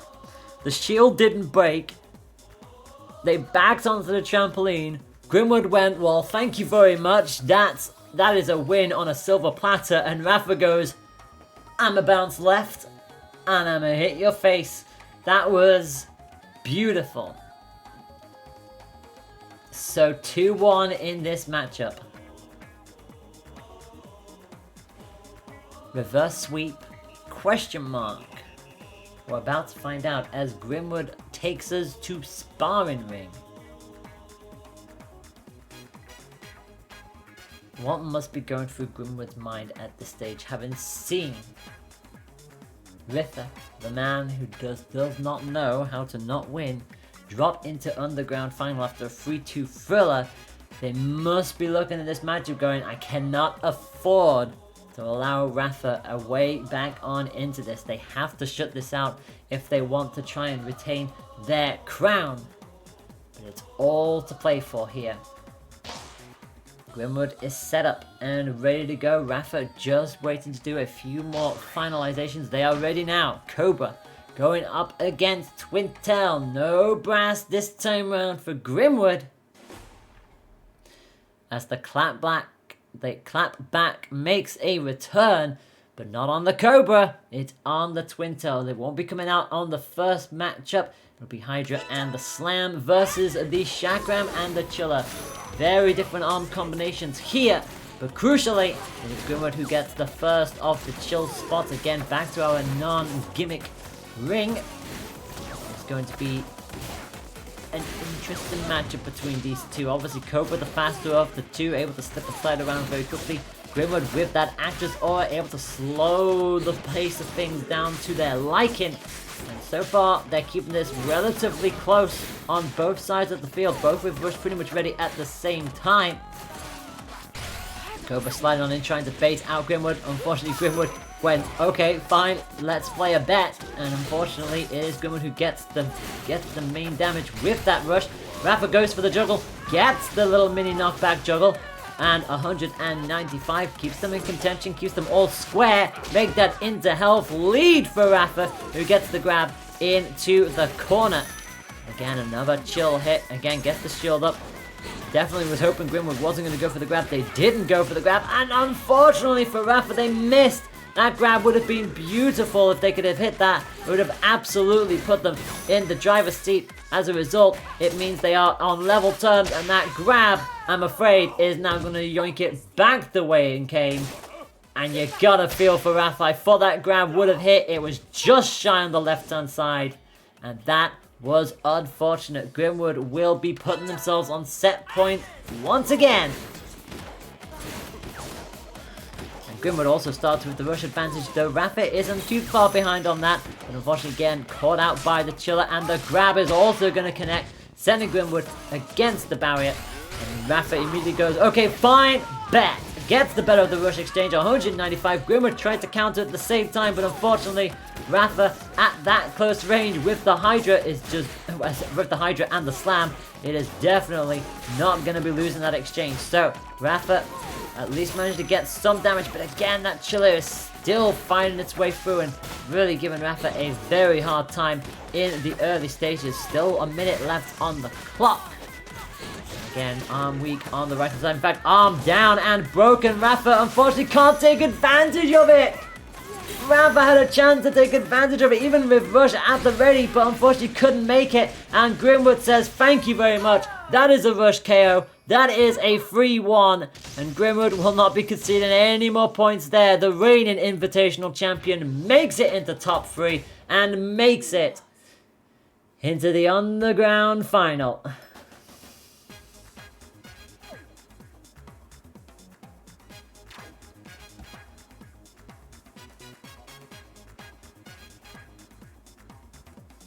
Well, you got a feel for Rafa. You would have thought that with that chance, with the arm down, you would have thought surely a grab would have been coming out, but unfortunately, it just was not to be. And it means that Rafa will be ending this and 4th position. A very good showing from Rafa from start to finish. You love to see it happen. And like I said, it is Rafa's first time making it into the top 4 in the PR Invitational. But crucially, it is going to be Grimwood advancing on in to the Underground final, and there they will meet. Who else but Rafa? Might be a surprise to some to see Rafa down at this position, but crucially, you like to also see it.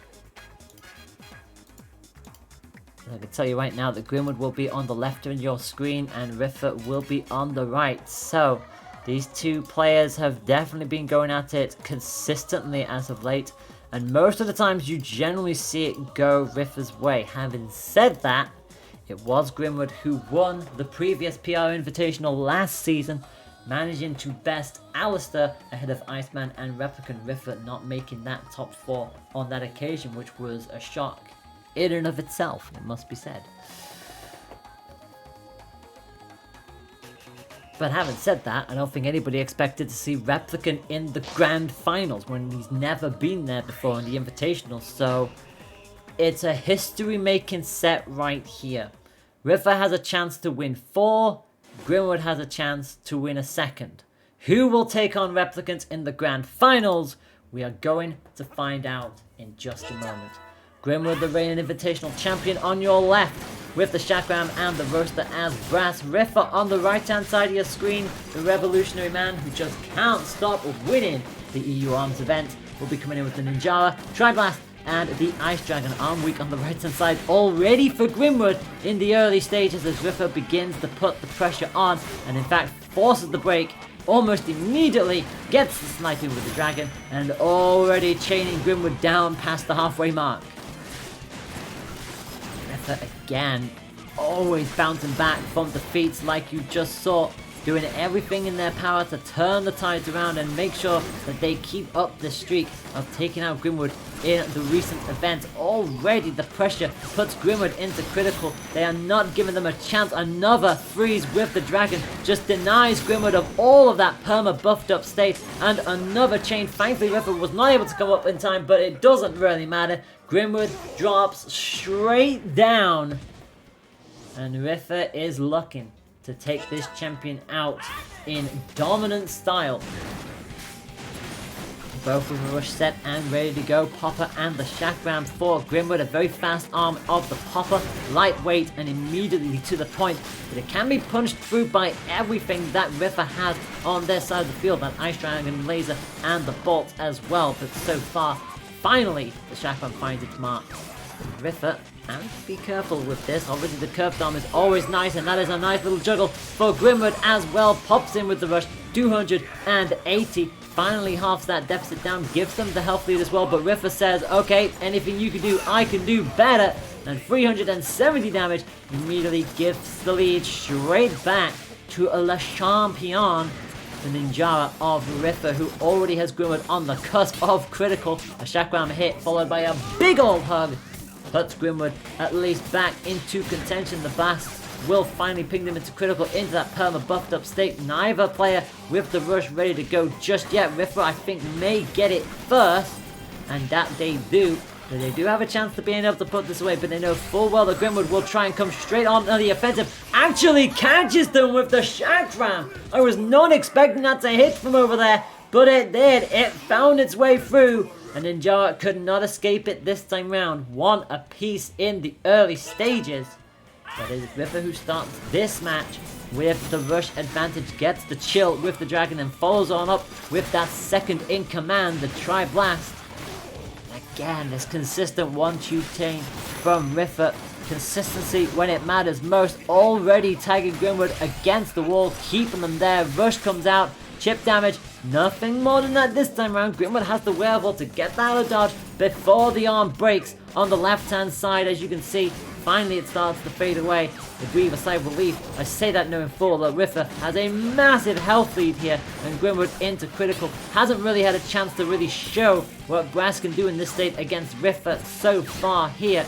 And again, another bolt tag into a chain from Rafa, who is going to take the first point almost immediately. And Rafa starts as they mean to go on with a win and a point.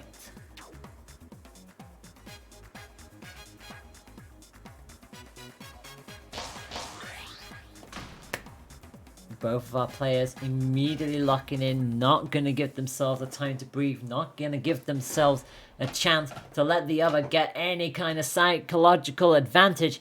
Grimwood coming on in with not one but two chillers, double chiller, and immediately gets themselves the target that they were looking for.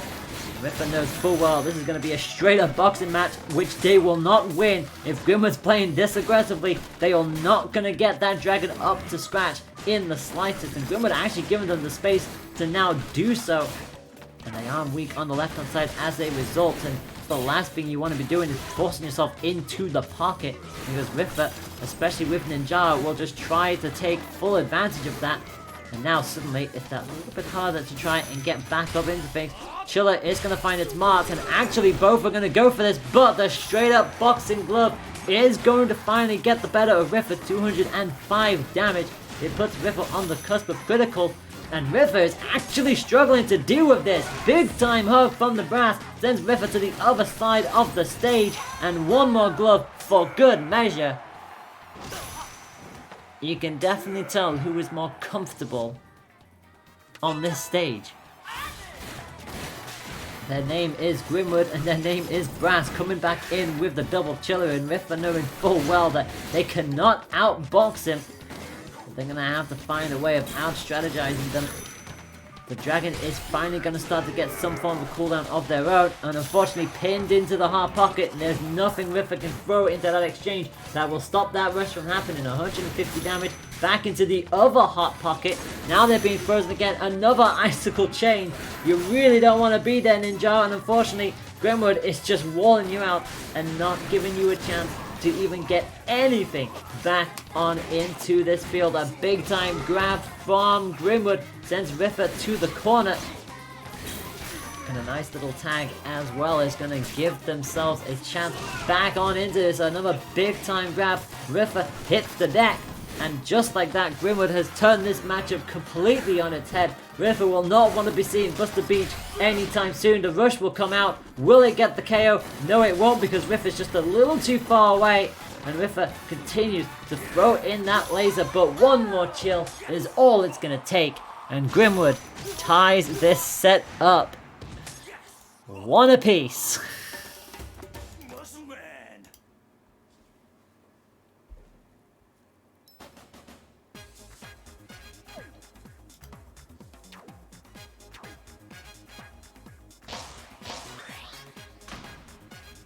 Oh, this is gonna be good.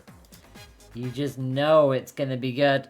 And remember, this is part of the prize pool at stake here as well. We currently have 60 euros at this stage. And third place will get 10%, second place will get 30%, and the winner will get 60% of the takings. So it really do be like that. They know what's at stake. They want as much of the prize pool as they can. As Rafa gets caught in another chill. And despite picking temple ground, it's Grimwood who immediately has gone on the offensive here. They want nothing to do with what is happening here. They've gone in chill after chill after chill. It's almost like they want a perfect with this. The laser will finally at least go through and rob them of some of these abilities. But what is happening here?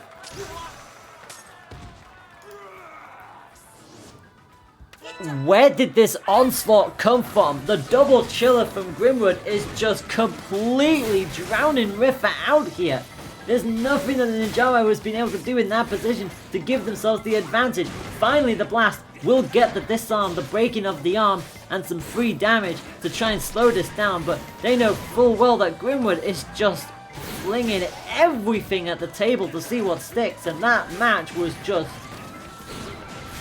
incredible to witness. But finally Rafa is starting to get back into the driver's seat. A good couple of 1-2 chains here with the slam and the blast, taking away that dragon, knowing full well it has not been helping them in this matchup at all. The double gloves are just too much for them, but not with this combination. The slam and the bolts are finding their way through time and time again.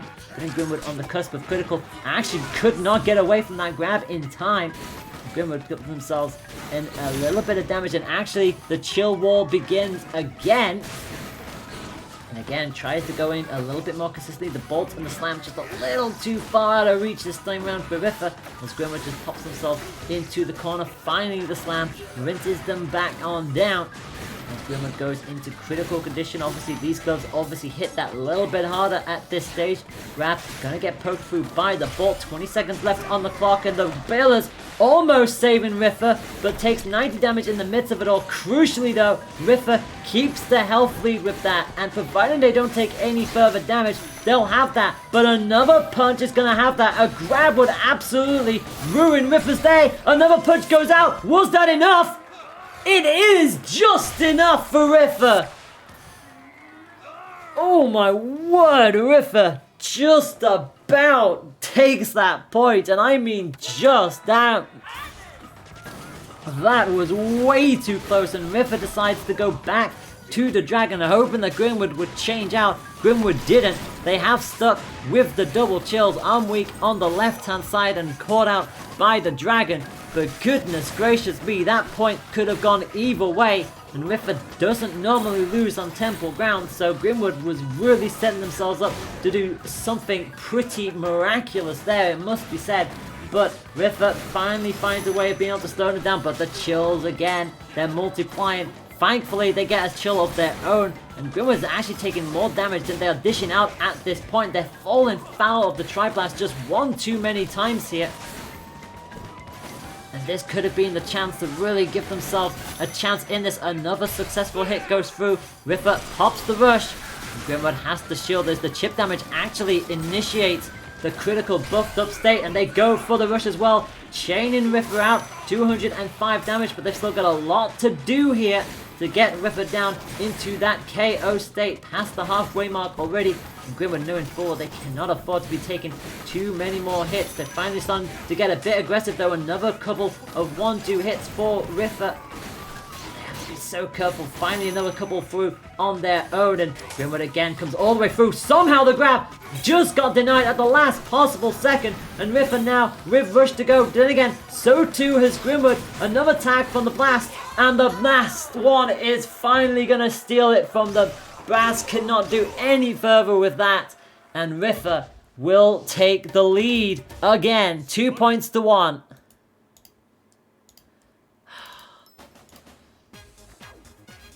Rafa just again proving that they still have Grimwood's number time and time again. Back to Buster Beach we go, back to the same kind of shenanigans. Max Brass versus Ninjara. You feel like if Grimwood can at least take this, they've got the confidence to start to reel Rafa back in. And it looks like it will be that double chiller format against the Tri-Blast and the Ice Dragon, and that is exactly what's going to happen. So Grimwood knowing full well that their aggressive shenanigans with the double chiller has definitely been working. But unfortunately, they have been falling victim to those Tri-Blast hits time and time again. Even when they're not charged up, they're still dishing the damage. They cannot afford to be falling foul to that. Rafa unfortunately dangling their legs and kicking in sheer frustration at another big ol' hug from the big old Brass in the early stages of match number 4 in Underground Final. Brass now pinned into the hot pocket, not where you wanna be. Chilled in there with the Dragon, but fighting their way back out with their gloves, and immediately putting that straight back on the other side of the field. Both at similar kind of health, both with a rush ready to go. Again, Grimwood knows full well that Rafa generally likes to try and get up in here and try to keep Brass in this hot pocket area. Grimwood trying to just flip the style back on into the swing of things, and Rafa not really wanted to give them a chance. They did initially get part of that glove, but unfortunately nothing else from that. Rafa gets the heck out of here and manages to return the favor and get in with the rush as well. Not quite the KO, 390 damage. They're looking for one more poke from anything, and they would finally be able to turn the tables on a Buster Beach stage that generally does seem to go Grimwood's way. 15 seconds on the clock. The Dragon, oh, the Dragon just found its mark just as the punch came out. That could have been the chance for Brass to get back on into things, but the Dragon is gonna find its way through at the death. And it gives Rafa set point. Another explosion on the side of the field. Brass cannot afford to take too many more hits than this. Another lick of that laser is going to pop that right back onto the signal things. And unfortunately, Grimwood fully committed out with that. Already onto the cusp of critical. Finally comes in with the rush, but it's not going to quite be stopped this time around. 180 damage, and bearing in mind one of these gloves is now a roaster, so it's a lot of damage coming on through. And Rafa into the hot pocket. It's not where you want to be. That grab will at least fling them back into the open. And Grimwood is not wanting to have any part of this here. They want to find these punches in, but Rafa keeps on being an evasive little ninja, and that grab is gonna seal it. The reigning Invitational champion is out of this competition. Rafa beats Grimwood again. And it's 3-1 to Le Champion. Rafa makes it into the grand finals of yet another EU ARMS event. Who is surprised? Well, no one really. It's Rafa. It's what Rafa do. And with that, Rafa books their ticket into the grand finals. So, oh boy. Oh boy. So it comes to this. Replicant had already done the unthinkable, the unfathomable, by taking Rafa out in winners final. Can they now do what is proven to be the impossible and win an event here at EU_ARMS against the mighty Rafa. We are entering the final stages now. And the worst part is, or the best part, depending on how you word this, Replicant has 2 opportunities to do this, at the very least. Double elimination rules still apply. And that is something that you have to keep in mind here. Replicant has not lost a set yet today.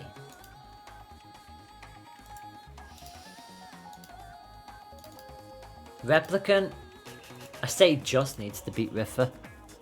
It's never as easy as it sounds. They need to beat Rafa in 1 set, just 1 set, for them to be crowned Invitational Champion for not just the first time ever, but to also stop this trend that Rafa has built for themselves right now.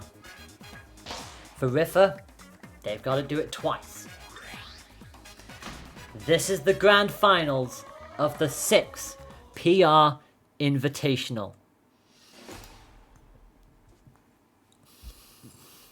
I don't know which way this is gonna go. So let's find out together. Rafa on the left of your screen, Tri-Blast and the Ice Dragon coming into DNA Labs, a match at stage that does favour this combination and this playstyle for Rafa. Coming up against Replicant with the Lollipop, the Hydra and the Burchuck. We've seen a lot of Burchuck action today already, and the Hydra coming back on out, but unfortunately dropping on down into that grab onto Rafa, who starts with a pretty decent start. The tubes are already go down thick and fast, and Replicant knows if they can get them out of the way with ASAP, it gives them more of an opportunity to finally find a way through with this Hydra. They know full well that Rafa is such a zip-zappity ninja. Anything that they can find with the Hydra is always going to be golden. And so far, they've wrestled their way back into contention in the early stages, and this is what you like to see. A really close matchup in the grand finals. It's always the way we like things to be here in the ARMS scene. And so far, another Burchuck is going to find their way through. They're going to waddle on forward, bait out the rush from Rafa. And Replicant just shields on up and waddles on back away. Comes in with a rush of their own, but they're not going to find anything. Well, actually, they find a little bit. And a little bit is significantly more than what Rafa did. 100 damage with that rush. It at least puts Rafa on the cusp of critical. And Replicant with the health lead, but with 20 seconds left to go, it's still anyone's game here. And we saw how close it was between these two in the last matchup. A Tri-Blast hit does manage to give it back towards Rafa as the Ice Dragon again pops in with chip damage and nothing more, but the Hydra runs clean through Rafa. 4 seconds left on the clock, and another successful hit. That gives Replicant the initiative. But let's not get too excited. Let's not get too carried away. It is still the early goings of the grand finals. Anything can still happen. We know this. You know this. Going into match number 2. Rafa has rushed already, but Replicant isn't going to be too far behind. Rafa is going to pop it, but it's going to be chip damage and nothing more than that. As Replicant now with a rush of their own. We saw them at least manage to get 100 out of them. Again, Rafa's shield can only protect so much because it's consistently teleporting Rafa around, and that is not going to be any damage this time around for Replicant. So they'll have to once again do this the hard way on the left-hand side of the stage where there are no tubes at this present time of asking. The Ice Dragon is going to get themselves a wall in and finally do a decent amount of damage. But again, in the early stages, not many exchanges. Finally, they do go Rafa's way. There are a couple tubes here and there. And again, that range from the Dragon, it always excels on these kind of massive stages. They have the rush set and ready to go, and they will not miss it this time around. 370 damage, and Replicant immediately takes another hit straight to the face. It's a mountain to climb if they want to take the initiative in the entirety of the set. And unfortunately, it looks like That may just be that. 30 seconds left on the clock. They do find themselves a 1-2 combination. They're leaving this till the very, very late end portions of this, but it's going to be another grab. A couple of chains here and there. 15 seconds left to go. Replicant could still yet pinch a point here. Gets to self-destruct on weak on the left-hand side, and Rafa knows the pressure is well and truly on here. If Replicant can hit a rush, this may absolutely change things. They're stuck in the corner. Will this be enough damage? I'm not entirely sure. I think Rafa might have just yoinked this. They have! Oh! Goodness me! Rafa held on just enough to get away with that. But goodness me, how close do you want to take this? So Rafa does start with rush advantage as a result. All of the tubes are down, and that is going to be a rush confirmed for Rafa. 280 damage. And also gets such a clean grab as well. Replicant just drops straight down onto it. And that is already half of Replicant's health done and dusted. And this is, we haven't even gone past the 60-second minute, the 60-second mark. Although I haven't said that. Two Hydras in a row for Replicant. Is going to start to wrestle this back away. Rafa has to try and get the heck out of dodge, and just about is able to do so. The Hydra runs through him once again, and Replicant has been incredibly consistent with these as of late. Both are now similar health, but that is another freeze, and this could be a rush KO coming if Rafa is not careful here. Another Hydra is just going to run by the wayside. Another freeze, but a knockdown as well. And Replicant has to be incredibly careful. They cannot allow Rafa to get fully away with this. They're going to go for the rush. They're going to go for the shield. Can they force it into the wall? They can't force it into the wall, which means Rafa will have a chance to get a rush of their own back on the side of the field. Replicant has health lead, but with 15 seconds to go, you know it's going to come, but it doesn't! Somehow, the rush hasn't come. Rafa has not found themselves an opportune moment to deploy it. And Replicant is somehow going to start this set with a point.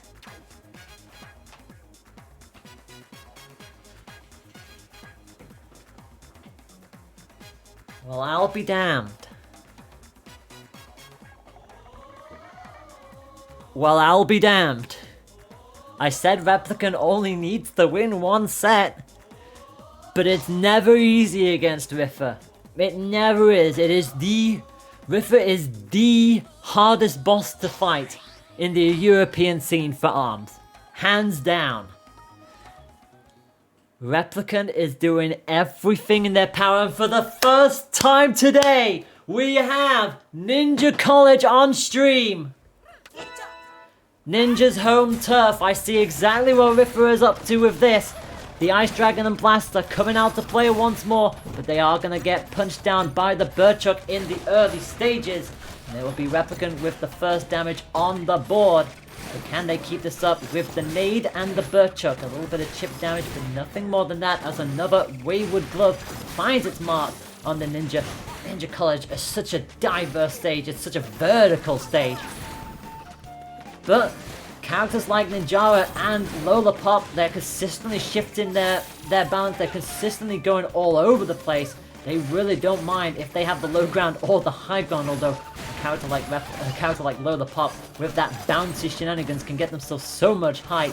You really don't want to be fighting them on the higher side of things, but even if they have the low ground, they'll balance that out nicely. Again, another self-destruct from Replicant, trying to force Rafa into the corner, but Rafa not having anything to do with it, goes straight back up and actually takes the high ground this time around, but the rush is going to come out, and Rafa's not going to get a shield up in time. 290 damage, it puts them on the highest point of the arena, but everything got denied there, and the rush will finally come on out, and that is 260 damage straight back at Replicant, who gets a Wayward Nade hit in anyway, just because they can. And again, with 15 seconds to go, they are both on similar health here. I think it's Replicant who has the health lead just about, and they know full well that it's Rafa who has to come to them here, but unfortunately they fell straight to the Triblast, and Rafa, wisely, the veteran instinct in him, immediately doubled on back. Replicant caught by the blast, at the last possible moment, and Rafa knew right there and then there was no way they were losing that point this time around. They will start with the rush advantage as well. Replicant again has it all to do. Again, another tag from the Bolt as the laser comes whizzing on out. No grab attempt this time around, as both parties begin to do their usual trade, their usual dance in the central area. Rafa keeps the high ground and the pressure alive. A lot of pressure in, and actually gets the stop with the Tri-Blast. No rush for Replicant, all rush for Rafa, and that is 310 damage. And Rafa, well, this is why they choose Ninja College. It's such a more, it's a stage that they can benefit with time and time again. But the Hydra is slowly starting to run through Rafa, and they cannot afford to be taking too many more of these fiery bolts that ran through them like 3 times in a row there before finally getting out of dodge, slowing the pace down again. And I think they're slowly realizing that that is actually a force to be reckoned with, and if Replicant can get a good rush out of this as well, they could still yet put the pressure right back onto them, pins them down into the corner. This is not where Rafa wants to be. Another freeze into a grab, and Replicant is actually bringing this matchup right back at them. Gonna stop the dragon once again, but the Bolt's almost finally finding a way through. Both are out with rush ready to go, and actually this now favors Rafa. They have 10 seconds on the clock. They know full well they could just buy this out. They're waiting for Replicant to try and go for the rush first. They tried to go for the grab, actually missed it. There's a chance for Rafa. They can't find the damage. It's too little too late. And Rafa is going to win 2-0 on Ninja College and tie this setup 1 apiece.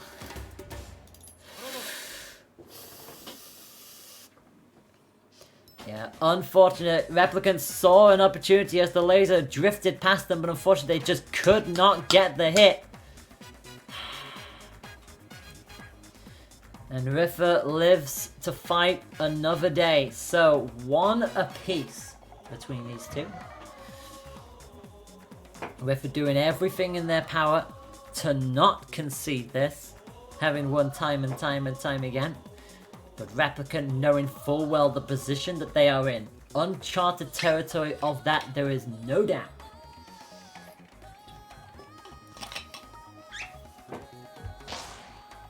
They want this win. They crave this win.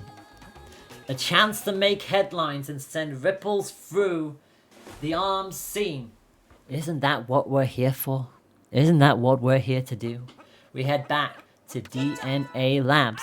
Rafa with the Tri-Blast and the Ice Dragon tried to go for the long range grab, but thankfully it didn't reach. Replicant was just sitting there, but Rafa could not get anything with it this time round, and in fact gets a nade to the face for his trouble. So Replicant once again starts with that initial damage onto Rafa, but can they keep that chain up? That is the beautiful question here, as another quick little combo from Rafa yoinks it back the way. Tri-Blast Ice Dragon of Ninjara just proven to be a little too much for Lola in that exchange, but again, disarming the dragon before it can get the laser out, and that's kind of one of those pivotal things. If you can stop the laser from being deployed, you have yourself a chance to set themselves up. Goes for the rush, doesn't really get anything with that. It's just the tubes that take it, and nothing more than that. Rafa now finds an opportunity to come in with a rush of their own. 380. It puts Replicant into critical, and a lot to do in the next 40 seconds if Replicant wants to stop Rafa from winning this point. Another Tri-Blast hit gonna explode in Replicant's face. Another one for good measure. And Rafa is slowly starting to turn this set back into what we're used to seeing. Replicant trying to throw every kind of book out the window to try and turn this all around. But again, Rafa just does not lose in the high paid seat positions. And again, another rush is going to come out. 320 damage going to wall Replicant between the tubes.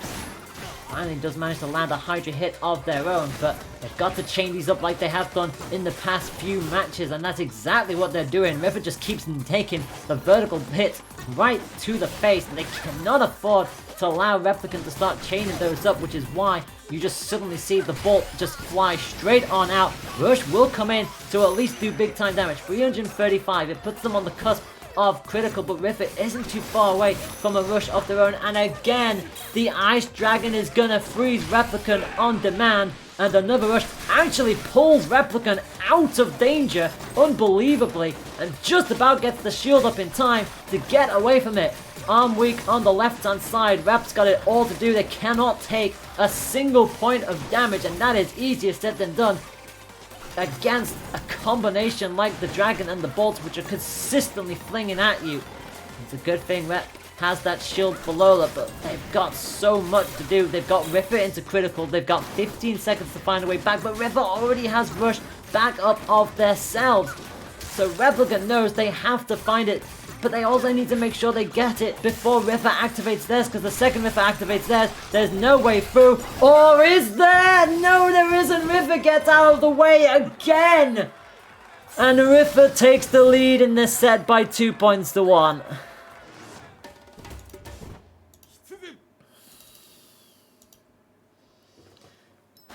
Oh...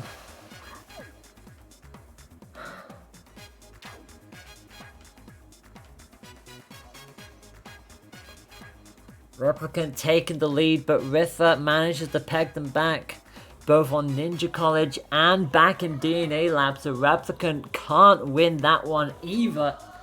And it means that Rifa is setting themselves up for the reset. And if Rifa takes you to a reset match, he just doesn't lose those. Rifa just does not lose the reset matches if we go that far, so...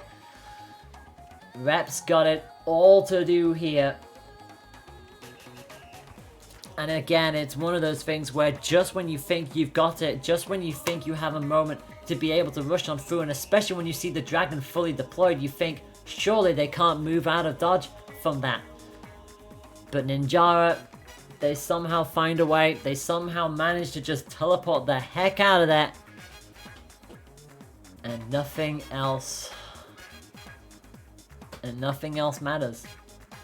So Rifa is 2-1 up in this set. Replicant is throwing everything they've got into this. But so far, it's just not proving. What is happening here? Why are you taking Rifa to Temple Grounds? Rifa doesn't lose on Temple Grounds. What are you doing? Well, I guess Replicant is going to go big or go into a reset match. It's as simple as that, as Rifa comes in with Ice Dragon and Tri-Blast Replicant. Meanwhile, with the Coolerang and the Hydra, kicking them right in front of the pillar for the time being. Replicant always seems to get the first early damage, but unfortunately Rifa just is always immediately straight back in the face, just comboing in with the Blast and the Dragons, and each one timed to perfection for the veteran Ninjara. And unfortunately, it's already proven to be the exact same thing. Again, Hydra just managed to find a way through. If it was packing that extra fiery punch just like that, just that little extra damage, and the Coolerang finds a way around everything that Rifa had, and also the pillar as well, just on the left hand side. Rifa will be feeling that one. The Hydra runs them clean over again.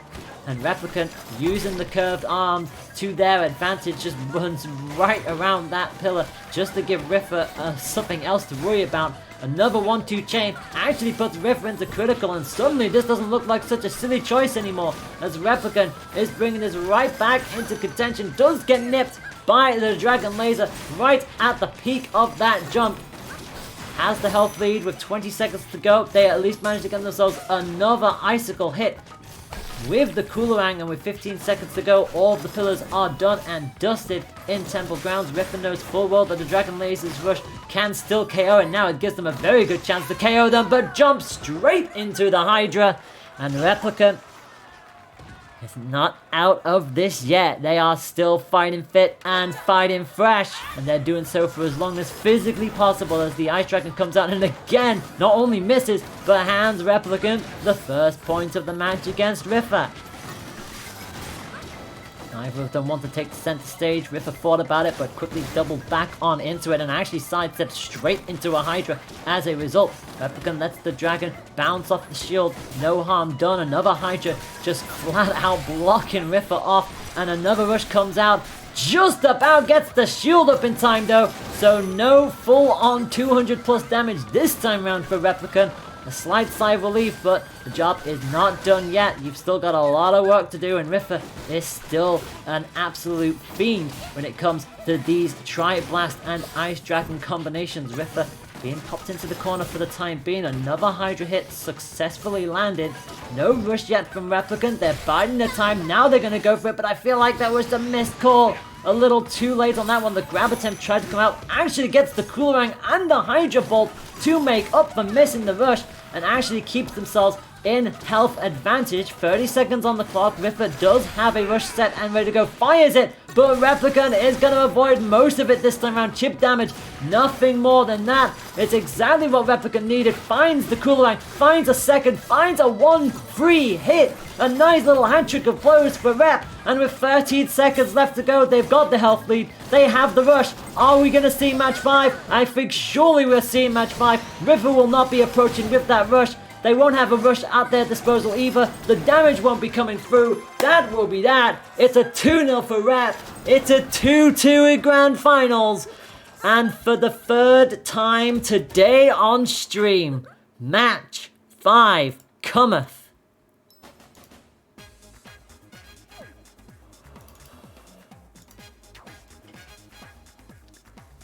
Game 5.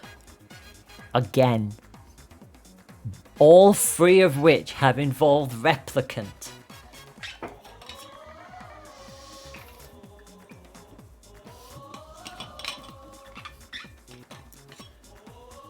If you haven't got a drink, and if you think your voice is about to break,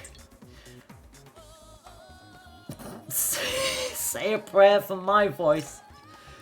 If Replicant wins this.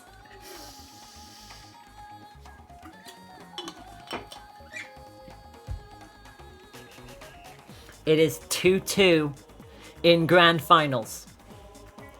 Replicant started this tournament with a 3-2 win over Iceman. Would then beat the Invitational champion Grimwood by 3 points to 0.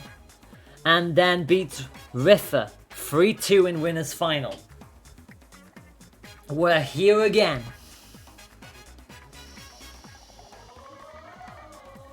Can Replicant do a hat trick and win the Invitational for the first time ever?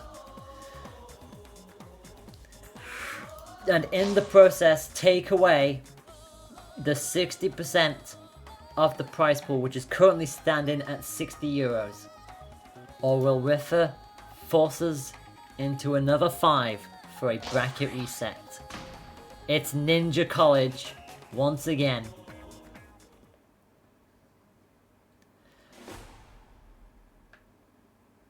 Strap yourselves in, everyone. This is gonna be painful in one way or another. Rafa as Ninjara, the Tri-Blast as the Ice Dragon. The character and combination that has won it time and time again for him. Versus the Lollipop with the Hydra and the Coolerang, who will start with the first damage this time around. And if anything for Rafa, that bodes well, but another Hydra poke is going to remind them that they cannot afford to be taking too many more hits of that. Replicant being as high a target as possible, but knowing full well that Rafa has that rush. They'll not want to be bouncing too much, gets grazed by the bolt, but crucially gets the shield up and backs on out of that so that nothing else can come from it. The Coolerang not finding its mark just yet as Rafa continues to be an absolute nuisance, but is actually going to get juggled into the corner. 335, it takes them down to the halfway mark, and they know full well they cannot afford to be pinned in there too much longer. Replicant actually gives them the space to come out, but trying to keep this position, parking the bus, throwing in the ranks, and send the shields up to repel the dragon laser on every time of asking. 25 seconds left on the clock. Disarms the dragon before it can fire on out. And Replicant keeps the highest step. The rush is going to come out, but Replicant is going to take chip damage and nothing more than that. 15 seconds on the clock, and the Hydra finds a way of landing. Rafa knows full well they've got to score damage in, and they've got to do it now, but I think it might be too late. 5 seconds on the clock, the Hydra runs through again. I don't believe what I'm about to say here, but don't scratch your eyes. It's championship point for Replicant.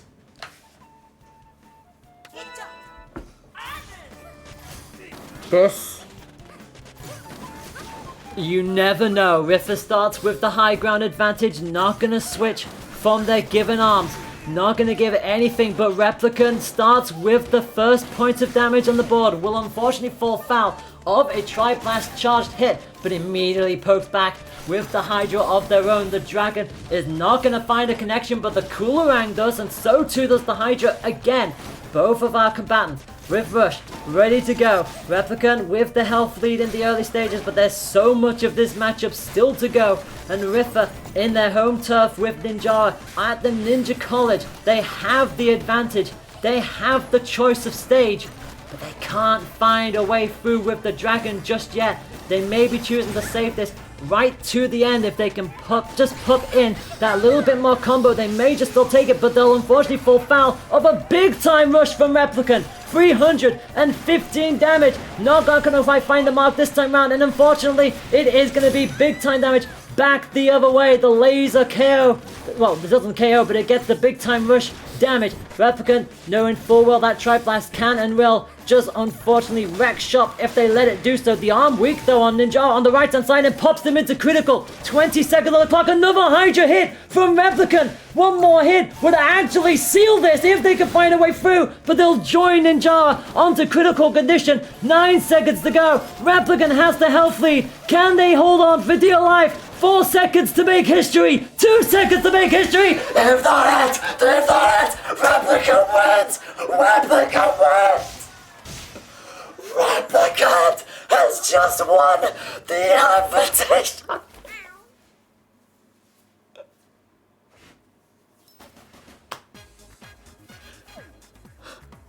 Replicant's done it. Replicant has won the Invitational. He's done the unthinkable. He has beaten the unbeatable. Rafa, for the second time, does not win the Invitational. And on his first time of making it to the Grand Finals for the Invitational, Replicant wins by 3 points to 2. In a tournament that has absolutely everything. I am speechless.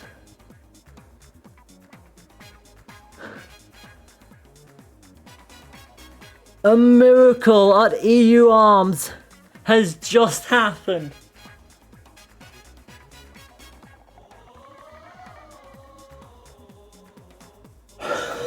My God. Oh my God.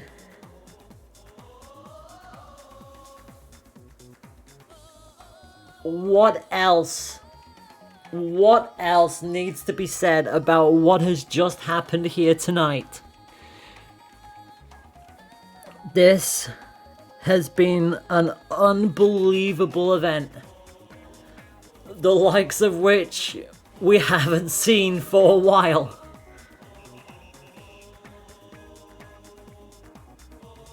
The top 8 players of the European ARMS scene have given you a show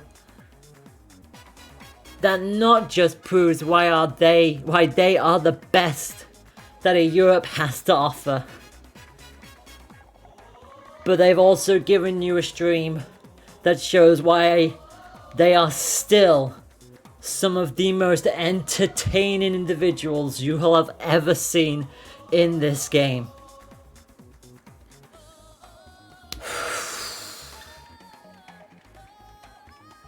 What more could you possibly ask for? Replicant was seeded 8th from the PR seasonal positions, and Replicant beats 5th place Iceman, 2nd place and reigning champion Grimwood, and 1st place Rafa, not once but twice, with 3-2 sets. Oh my god. That doesn't seem real. It really doesn't. But hey, that is this amazing game that we call ARMS. You never know. And shockingly, that ends Rafa's streak of what? Like 5 European ARMS wins in a row? Like, he's won 5 in a row with the Challenge Cup, and obviously that streak will stand unless he loses next week, which you never know. But yeah, he doesn't win tonight. He can be beaten. He is not a god, and this has proven that right here and now. What else? Don't take that streak away. Oh no, you... There was a fight in words, Rafa, but there's a target on your back now. Let this stream be proof to you that you put in the time, you put in the hard work. You can absolutely take the fight to Rafa. Replicant wins, taking 60% of the prize pot, which is currently standing at €60. Rafa comes in 2nd place, will be taking away 30% of the winnings today. Grimwood in 3rd. Reigning champion from last time out will not make it to Grands this time round. Will take 10% of the prize pool though, so they do still get funds out of it. And just missing out on that spot was Rafa. Their first time making it to the top 4 of the Invitational, and that will be recorded. So still, big time to see Rafa finally break the top 4 boundaries, but just not quite making it onto the podium positions this time round. And again, a massive shout out to Yam, Iceman, Aloria and Ghost for also choosing to take time away. I guess that kind of did mean that Ghost taking that first game away from Rafa in round 1 really did set the tone for Rafa's journey. You just never knew what to expect, and well, the story tells you everything. Thank you all so much for tuning on in. It has been an honor and a blast to not just cast but to host this stream. As always, if I sound out of breath, it's because I am, because we've got Banzu-san, Mr. Banzu-san. I just don't think you understand. He's the world's oldest man. He's better than Zidane. We've got Mr. Banzu-san. I saw you spamming that in chat. I had to read it at least once, and I feel like I'm going to see it spammed in chat again, because of course, of course. Thank you all so much, whether you have been a viewer watching this live here on Twitch at EU_ARMS, or watching the matches back over on our YouTube channel, which is at it's European ARMS, I do believe, as well. EU ARMS Competitive, that was the one. Or whether you're seeing some of the clips be shared up onto our social media at European_ARMS. It has been great to have you regardless. Take good care of yourselves. We'll see you next Sunday for the next installment of the EU ARMS Challenge Cup, where Rafa is going to be more determined than ever to not relinquish hold of that cup. Can lightning strike twice? You never know. You just never know. I have been your host and commentator, TK_Layla, and I will see you all next time for the next installment of what we have here at EU_ARMS. Take care, stay fighting fit, and stay fighting fresh for as long as physically possible. And maybe top up your waters. I think we're all going to need a stiff drink after this.